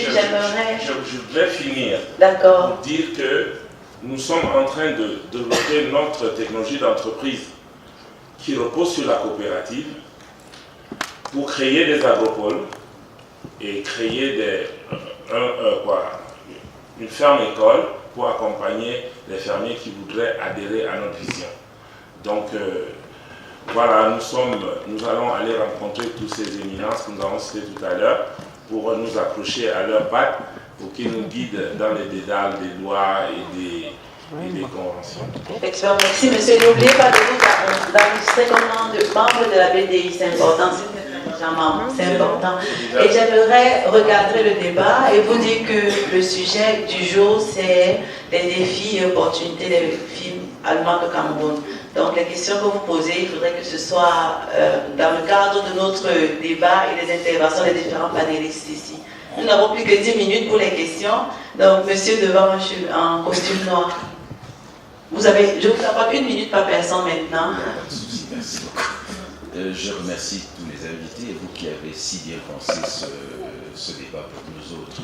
Moi, c'est M. Yinga Saint-Pascal.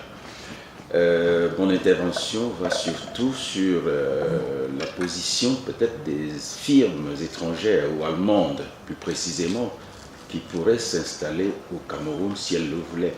Parce que j'ai constaté une chose. Je demanderais ici à la diaspora, est-ce qu'il ne serait pas prioritaire pour nous, quand on regarde un peu l'exemple de la Chine, de regarder la qualité de la formation disponible sur le terrain pour accueillir ces entreprises du personnel camerounais. Parce qu'en fait, c'est là où il y a problème. Si vous n'avez pas une qualité de formation qui puisse permettre à une entreprise internationale de se déplacer et de venir chez vous et de bénéficier des productions et des qualités de production à bas coût, comme l'a dit tout à l'heure un des interlocuteurs que j'ai tellement apprécié, ces entreprises, quel que soit ce que vous ferez, ne viendront jamais. Cela suppose quoi? Nous devons d'abord, vous qui êtes de la diaspora et qui avez une qualité de formation, une qualité de compétence, que ce pays, complètement, de par la qualité des programmes scolaires mis en place, ne peut pas offrir à une entreprise internationale, parce qu'on sait que le culte du diplôme fait la barrière à tout jeune qui peut rentrer sur le marché de l'emploi, c'est-à-dire offrir une place à une entreprise qui veut prospérer au Cameroun. Je vous prie, s'il est possible d'intégrer dans vos objectifs des formations comme celle, ce que vient de dire le monsieur tout à l'heure, une ferme qui donne de la pratique en termes de ce qu'on peut produire, de ce qu'on peut mettre sur le marché, aux enfants qui peuvent servir de support à ces industries qui viennent et qui n'ont besoin que de ça. Les Chinois, pour être là où ils sont, faire venir les entreprises chez eux, ne sont pas allés ramasser les Français, les Anglais ou les Américains pour fabriquer l'économie chinoise qu'on connaît aujourd'hui.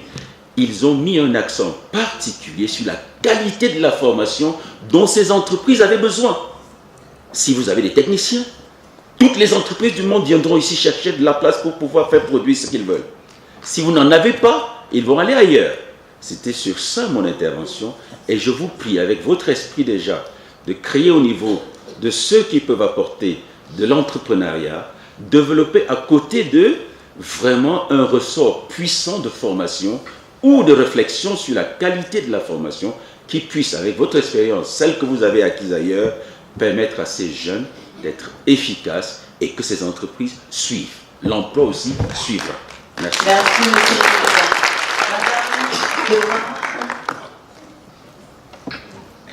Merci beaucoup, merci infiniment aussi pour le panel. Tout d'abord, je crois qu'il ne faut pas non plus négliger la formation qui est faite ici. On avait l'exemple avec le centre. On sait qu'en Allemagne, par exemple, les Camerounais ont en moyenne un niveau plus élevé de formation que la moyenne des Allemands. Ça veut dire que ce qui est fait ici doit être aussi salué. C'est un grand effort de formation qui est fait ici et avec des moyens véritablement qui sont mis en œuvre de façon formidable. C'est la première chose. À propos du rôle de nos majestés, que je salue aussi humblement ici avec le respect dû. on a besoin de ce savoir, de ces connaissances traditionnelles. C'est aussi, ça fait partie de l'avenir. Je dirais même que c'est aussi l'avenir. Et on a besoin donc de l'implication de tout le monde aussi dans la connaissance. Il y a une chose qu'on a aussi hérité de ce commerce tel qu'il a été pratiqué à un moment donné, c'est un déséquilibre. C'est-à-dire que quand on regarde les chiffres aussi, même s'il y a 80%, 20%, si moi je vous envoie 99% de produits transformés et que vous m'envoyez 99% de produits bruts, et le déséquilibre sera toujours là. Donc il faut voir ce genre de chiffres aussi et agir aussi sur ces chiffres. C'est la même chose pour Compact. Il faut voir quels sont les pays sélectionnés, quels sont les domaines qui sont mis en œuvre.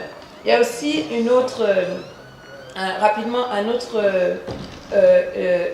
un autre aspect de la question. Bien entendu, il y a l'accès. La seule chose, c'est que ce n'est pas tout pour tous les produits. Au niveau de l'Union européenne, par exemple, au niveau du baobab, on a beaucoup parlé du baobab pendant la semaine verte à notre niveau, au niveau du Forum économique Afrique.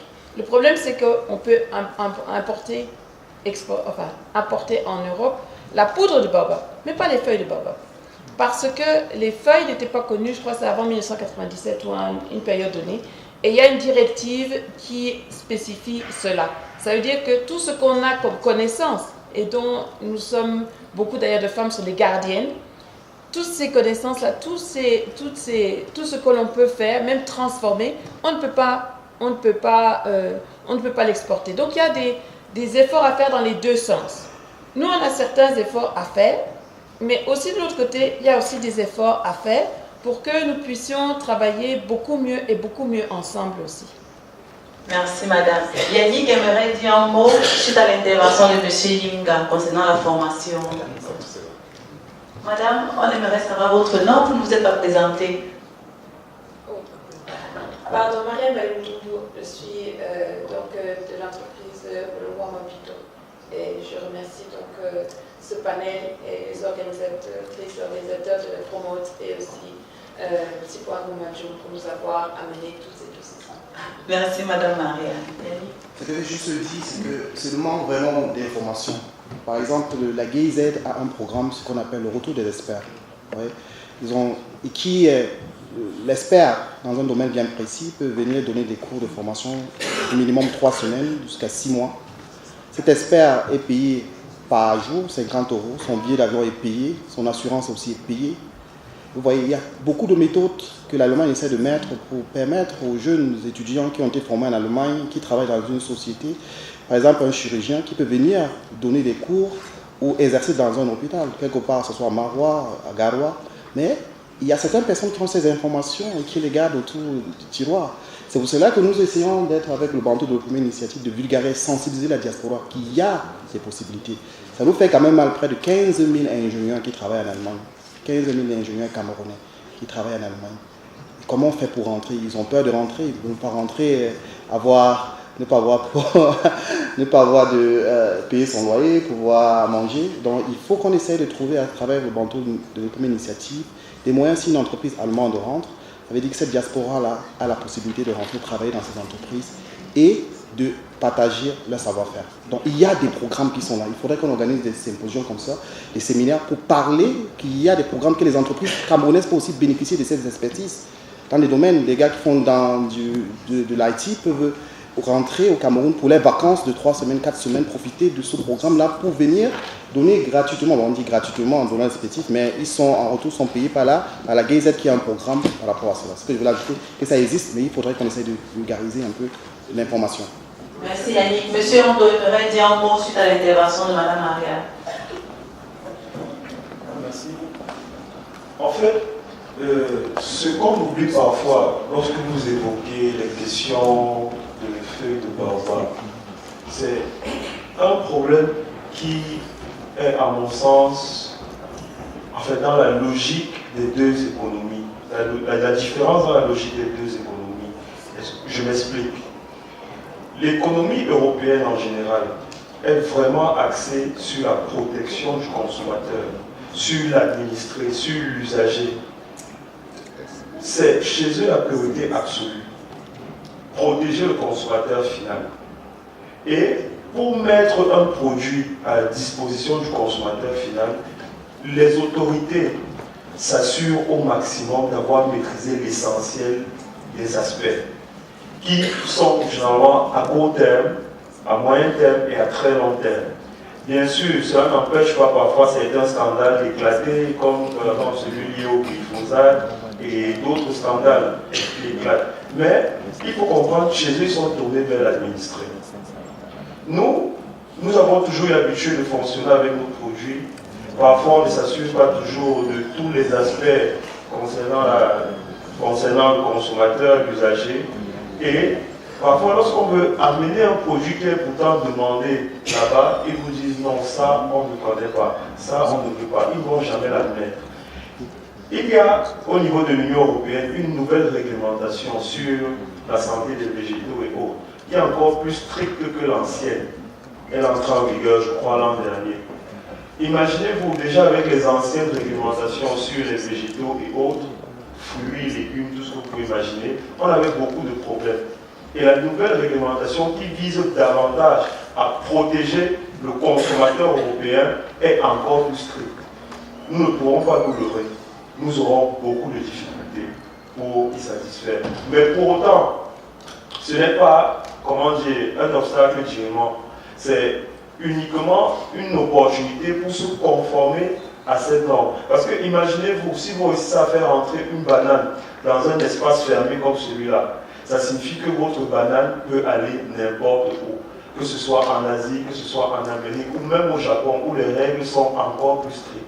Il faut qu'on comprenne bien la différence à la base des logiques de nos deux économies. Et il est également important pour celui qui a...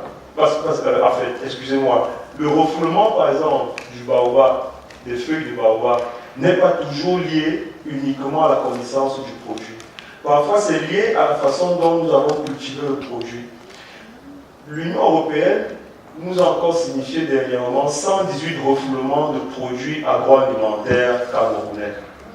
Parfois, c'est pour des raisons les plus banales, comme c'est lié à la production.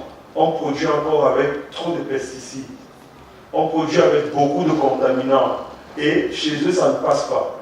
Ils prônent une certaine agriculture. Nous, on ne maîtrise pas. Tout ce qu'on veut, c'est beaucoup produire, empiler nos feuilles de baobab. Excusez-moi, c'est caricatural. C'est aussi valable pour d'autres produits. Et simplement aller présenter là-bas. Dès que la douane chez eux fait le contrôle de qualité, vous allez pouvoir avoir votre certificat de conformité délivré par les services phytosanitaires au niveau du port. Dès que la douane européenne va faire le contrôle, elle va rejeter vos produits et signifier aux autorités. Là, ce sera la phase de production qui aura posé problème, parce que vous aurez utilisé trop de pesticides, des éléments contaminants. Ça va plus loin. La réglementation européenne demande aussi que lorsque vous transformez les produits, que vos machines soient extrêmement propres. Parce qu'une machine qui n'est pas nettoyée au bout de 2-3 ans commence à accumuler quelques... Et chez eux, ce n'est pas tolérable. Et ils ont des appareils qui réussissent à déterminer le taux d'accumulation, par exemple, dans ce genre de cas. C'est pareil pour le transport. Vous ne pouvez pas vous permettre de transporter un produit dédié à la consommation sur la moto, comme on le fait régulièrement, ou bien dans une petite caisse que vous n'avez pas pris la peine de nettoyer. Et ça va même jusqu'au stockage. Et parfois, il y a également des facteurs qui ne dépendent même pas du producteur ou de celui qui exporte. Parfois, comme M. Zambo le relevait tout à l'heure, pour l'importation, parfois l'exportation c'est valable. Vous avez un produit qui n'est pas censé faire 4 jours sous le soleil. Et là, il fait pratiquement 15 jours. Il sera refoulé. Parfois, là où vient de déposer les pesticides de M. Zambo, qui veut aller pulvériser son champ, on prend ce que vous avez produit et on dépose à cet endroit au niveau du port. Et quand la douane européenne fait le contrôle, elle se rend compte que c'est contaminé, mais ce ne sera pas par votre faute. Au niveau du ministère du Commerce, nous avons eu à faire une étude grâce à l'Union européenne, le programme TRADECOM 2. L'étude s'appelle Transtech. Elle a été validée, elle a été adoptée, qui permet en réalité, si elle est vulgarisée auprès du plus grand nombre, de savoir exactement quel produit doit parvenir, par exemple, dans tel pays de l'Union européenne. Et comment est-ce qu'il faut le produire, qu'est-ce qu'il faut éviter pour pouvoir parvenir à vendre dans l'Union européenne. C'est vrai, là encore, il appartient en fait, la faute incombe aux administrations aussi de pouvoir diffuser, de pouvoir faire savoir ce qui est fait. Ce n'est pas toujours évident. La diffusion d'un document comme celui-là demande énormément de moyens. On a sollicité l'accompagnement de l'Union européenne pour sa diffusion. Les discussions sont en cours. Mais ceux déjà qui sont peut-être désireux d'avoir plus d'éléments peuvent venir au ministère du Commerce, à la direction du commerce extérieur. Si vous pouvez me rencontrer ou un de mes collègues, on sera ravis de vous entretenir davantage sur les différents obstacles et qu'il faut parfois éviter. Merci beaucoup. Alors, une dernière intervention et puis M. Andan. Merci. Bonsoir. Armand Gassa, manager du cabinet BS Consulting. Ma question va précisément à l'endroit de M. Zambou. Lorsque nous créons une entreprise, la véritable manière de la mettre au service de l'économie camerounaise, c'est de développer, d'améliorer la balance, le solde de la balance commerciale. Lorsqu'une entreprise veut acter à l'international, elle se heurte généralement à deux problèmes. Le premier, c'est la norme, le problème de la norme. Le deuxième, c'est la régularité. Alors, M. Zambou, votre pomme de terre, la semence, vous l'importez d'Occident? Oui. Ok. Après le processus de fabrication, le produit fini, il retourne encore sur le marché européen. Bon. Allez, jusqu'à la fin, il va intervenir. Ok, d'accord. En fait, du moins, c'est ma prière. Alors, je me dis, pensez-vous qu'à terme, face aux groupes comme Casino, Carrefour, qui eux ont développé toute une chaîne de valeur, c'est-à-dire que Casino, le groupe Carrefour par exemple, a développé une chaîne de filière, c'est-à-dire il s'agit non plus de commerçants, mais de producteurs commerçants. C'est-à-dire eux, ils financent les producteurs qui leur donnent une matière première qui est déjà conforme à la norme. Et maintenant, puis le groupe se charge tout simplement d'écouler le produit, de mettre le produit à la disposition du consommateur final. Pensez-vous que face à un groupe comme Carrefour, vous pourrez tenir le coup?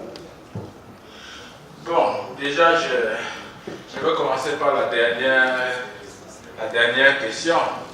Déjà, nous ne prenons pas les groupes comme Carrefour et autres comme des concurrents. Nous les prenons comme des partenaires. La dernière fois que j'étais chez eux à Douala, c'est le ministère de l'économie qui nous a poussé un peu vers là-bas. Je peux vous montrer le conditionnement des pommes de terre que j'ai vu là-bas par rapport aux autres produits. Ça ne faisait pas déjà très honneur à nous les producteurs du pays. Donc, nous ne prenons pas les Carrefour. Ils ont même, avec ce qu'ils ont signé avec le gouvernement du Cameroun, ils doivent même vendre beaucoup en pourcentage. Ils doivent même faire près de, je crois, quel pourcentage là en produits qui viennent du terroir. Mais sauf que c'est nous qui ne sommes pas encore à la hauteur. Le problème de la régularité. C'est nous qui ne sommes pas encore à la hauteur. Vous parlez de la régularité. Comme vous avez beaucoup insisté sur la pomme de terre, il faut savoir pourquoi. Parce que beaucoup chez nous ne savent même pas que la pomme là est un produit venu d'ailleurs. On ne connaît pas, on croit que les pommes de terre sont une culture d'ici. Et quand vous regardez maintenant là, par rapport à la recherche locale, la recherche camerounaise, on n'a pas 5 variétés. On n'a pas encore 5 variétés. Vous allez voir le catalogue qu'on vient de mettre sur pied, le catalogue camerounais des variétés. Nous venons de travailler sur ça, ça ne fait pas longtemps. On n'a pas 5 variétés vraiment qui viennent de la recherche camerounaise. Or, quand vous attaquez le marché des carrefours et autres, ou du marché, il faut bien savoir que telle variété est destinée pour faire telle chose. Ce n'est pas toutes les variétés qui sont destinées pour faire tel produit. C'est riche en farine. Est-ce que c'est une variété industrielle? Je prends seulement l'exemple. Celui qui a plus de 1000 variétés françaises. Il y en a aussi autant en hollandais, il y en a autant en Allemagne sur les pommes de terre. Mais le chercheur qui un jour a trouvé une variété qui pouvait, après cuisson, ne pas noircir. C'est-à-dire que beaucoup de variétés, c'est la même chose que nos bananes, où quand si vous écrasez, ça va noircir. C'est lui qui a trouvé un jour déjà une variété que après broyage, là, ça ne noircit pas. Après cuisson, il n'y a pas cette qualité. Il a gagné le marché. Donc c'est pour ça, nous avons encore du chemin. Ça veut dire que demain, il faut que quand vous arrivez à Carrefour, vous voyez que la maman qui vient trouver la pomme de terre farineuse, qu'elle en trouve. Celle qui vient alors trouver une pomme de terre peut-être très moins riche en matière sèche. Peut-être parce que la personne est malade, ça peut être la glycémie, ça peut être ça, ainsi de suite. Donc, c'est nous qui ne sommes pas encore à la hauteur. Bon, mais les carrefours sont venus avec l'intention, et je crois que le gouvernement leur a donné un petit cadrage pour vendre beaucoup les choses qui viennent du terroir, sauf que c'est nous qui ne sommes pas encore à la hauteur. Merci, M. Zambou. M. Bengono aimerait apporter un élément de réponse à votre préoccupation. Je voudrais juste ajouter sur ce que M. Zambou a dit. Déjà, le programme Agricole accompagne le ministère du Commerce dans le cadre de l'EFOA. C'est aujourd'hui que moi je l'ai rencontré, mais je savais déjà qu'on a travaillé lors de la quinzaine de mai, je pense, 2017. Dans toutes les manifestations, on a justement la rentrée commerciale, on a plein de manifestations où nous retrouvons ces agriculteurs, comme ils aiment souvent bien le dire, dans agricole poisson et tout le reste. La deuxième chose, c'est par rapport à l'implantation de certaines enseignes commerciales telles que Carrefour, le gouvernement a quand même pris certaines mesures pour que des produits locaux soient représentés. On a par exemple avec Bao à Douala, où vous pouvez retrouver le haricot, le soja, tout ce que nous cultivons ici. Et Casino, bientôt Carrefour. Et dans le cadre du soutien de l'accompagnement, le ministère du Commerce délivre parfois des recommandations. Ça veut dire lorsque vous avez un produit, nous pouvons recommander peut-être à une structure de voir comment est-ce que d'examiner votre dossier, vos produits, comment est-ce qu'on peut les retrouver dans un magasin. Et on voit cela aujourd'hui avec Casino. Aujourd'hui, je me suis décidé certains noms Casino, où nous retrouvons des produits, des poissons, des cellules vraiment à l'état naturel. Donc, une étude actuellement est menée au niveau du ministère du Commerce où nous voulons un peu voir les références locales dans ces supermarchés, dans toutes les grandes surfaces commerciales.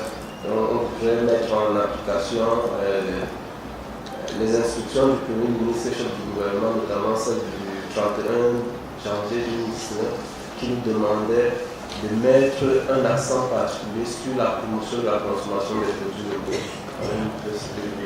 Donc, pour tous les jeunes entrepreneurs dans la salle qui aimeraient un accompagnement pour faire placer leurs produits, vous êtes priés de rencontrer M. Bengono à la fin. Oui, M. Tonga a également un élément de réponse à cette préoccupation. Oui, je pense que le gouvernement fait des efforts, comme ont si bien dit mes collègues. Même chez nous, à l'Agence de promotion des investissements, pour bénéficier de ces avantages, l'une des conditions, c'est d'utiliser la matière première locale. Ça, c'est l'une des conditions. Et pour répondre sur la préoccupation de monsieur sur l'emploi, c'est aussi l'une de nos questions. C'est-à-dire, pour 20 millions de francs CFA investis, vous deviez recruter un cadre supérieur, un cadre, un agent de maîtrise et un ouvrier. Donc, c'est là que le gouvernement essaie à ce que la firme qui vient puisse d'abord consommer local.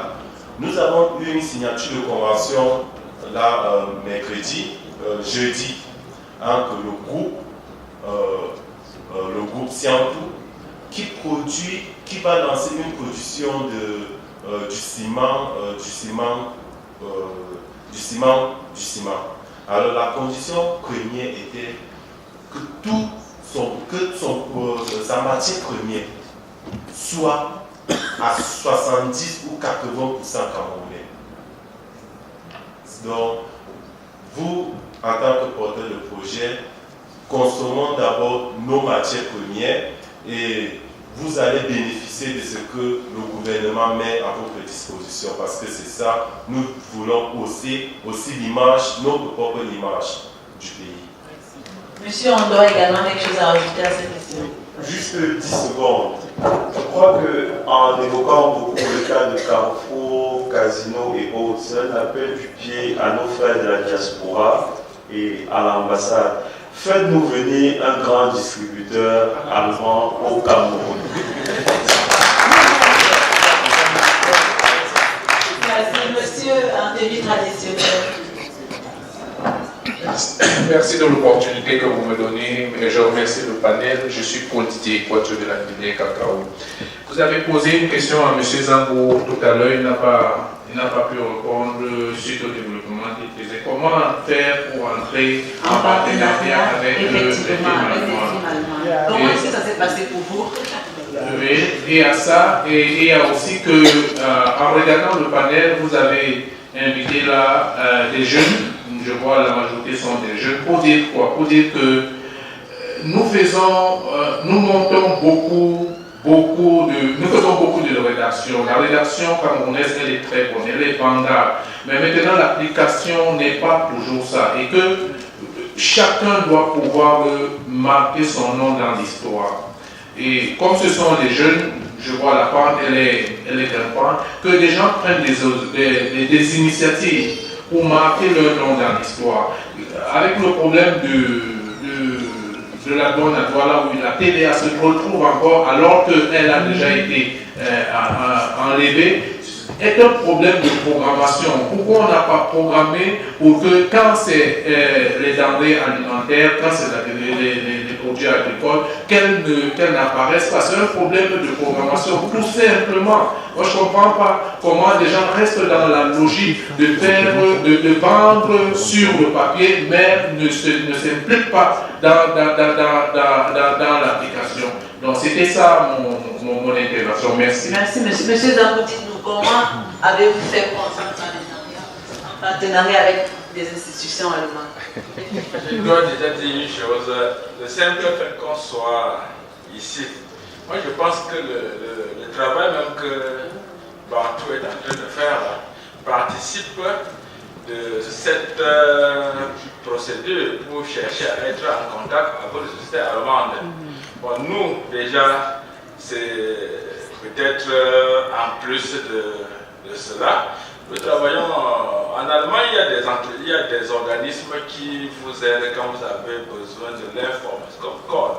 Par exemple, si vous avez besoin de n'importe quelle information, ils le font pour les entreprises allemandes là-bas. Mais nous aussi, on a une convention avec eux, quand on a un besoin, rapidement, ils nous trouvent la solution. Là où nous sommes, quand nous disons, oui, on a actuellement là, on veut une chaîne de production des chaînes de frites fraîches et peut-être blanchies.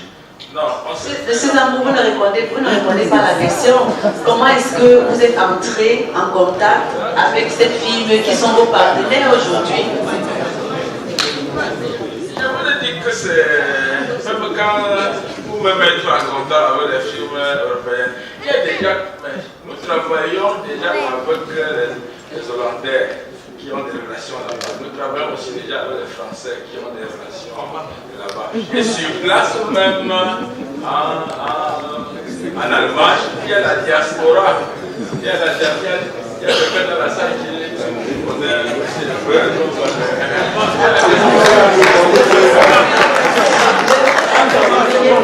C'est aussi ça le rôle de Bantou.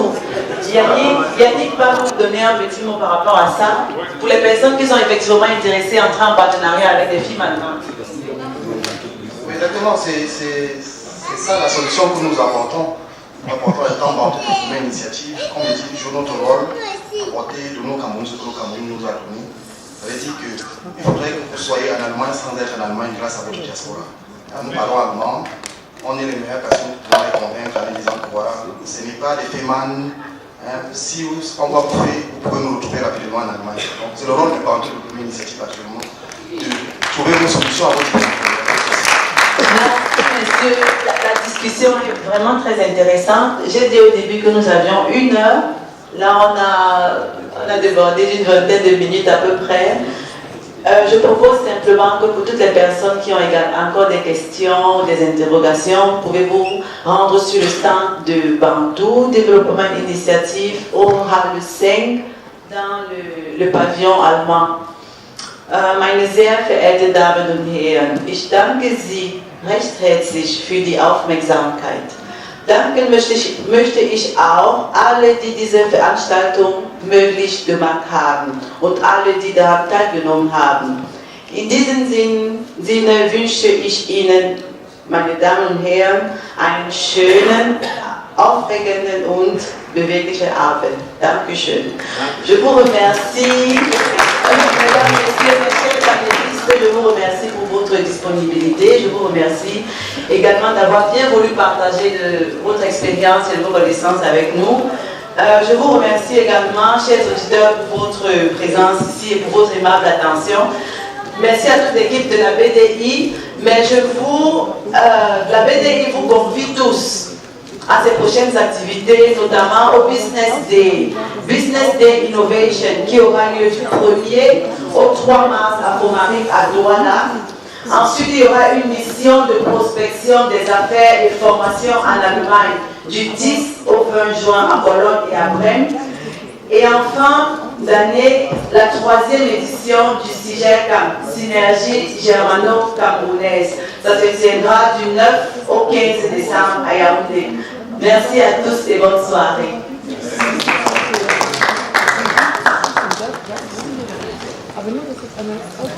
Je vous arrête tout de suite avec son voisin. Also das ist genau darauf wollte ich aufmerksam machen. Also dass das nicht im Sinne des Gesetzes war, dass da passiert ist.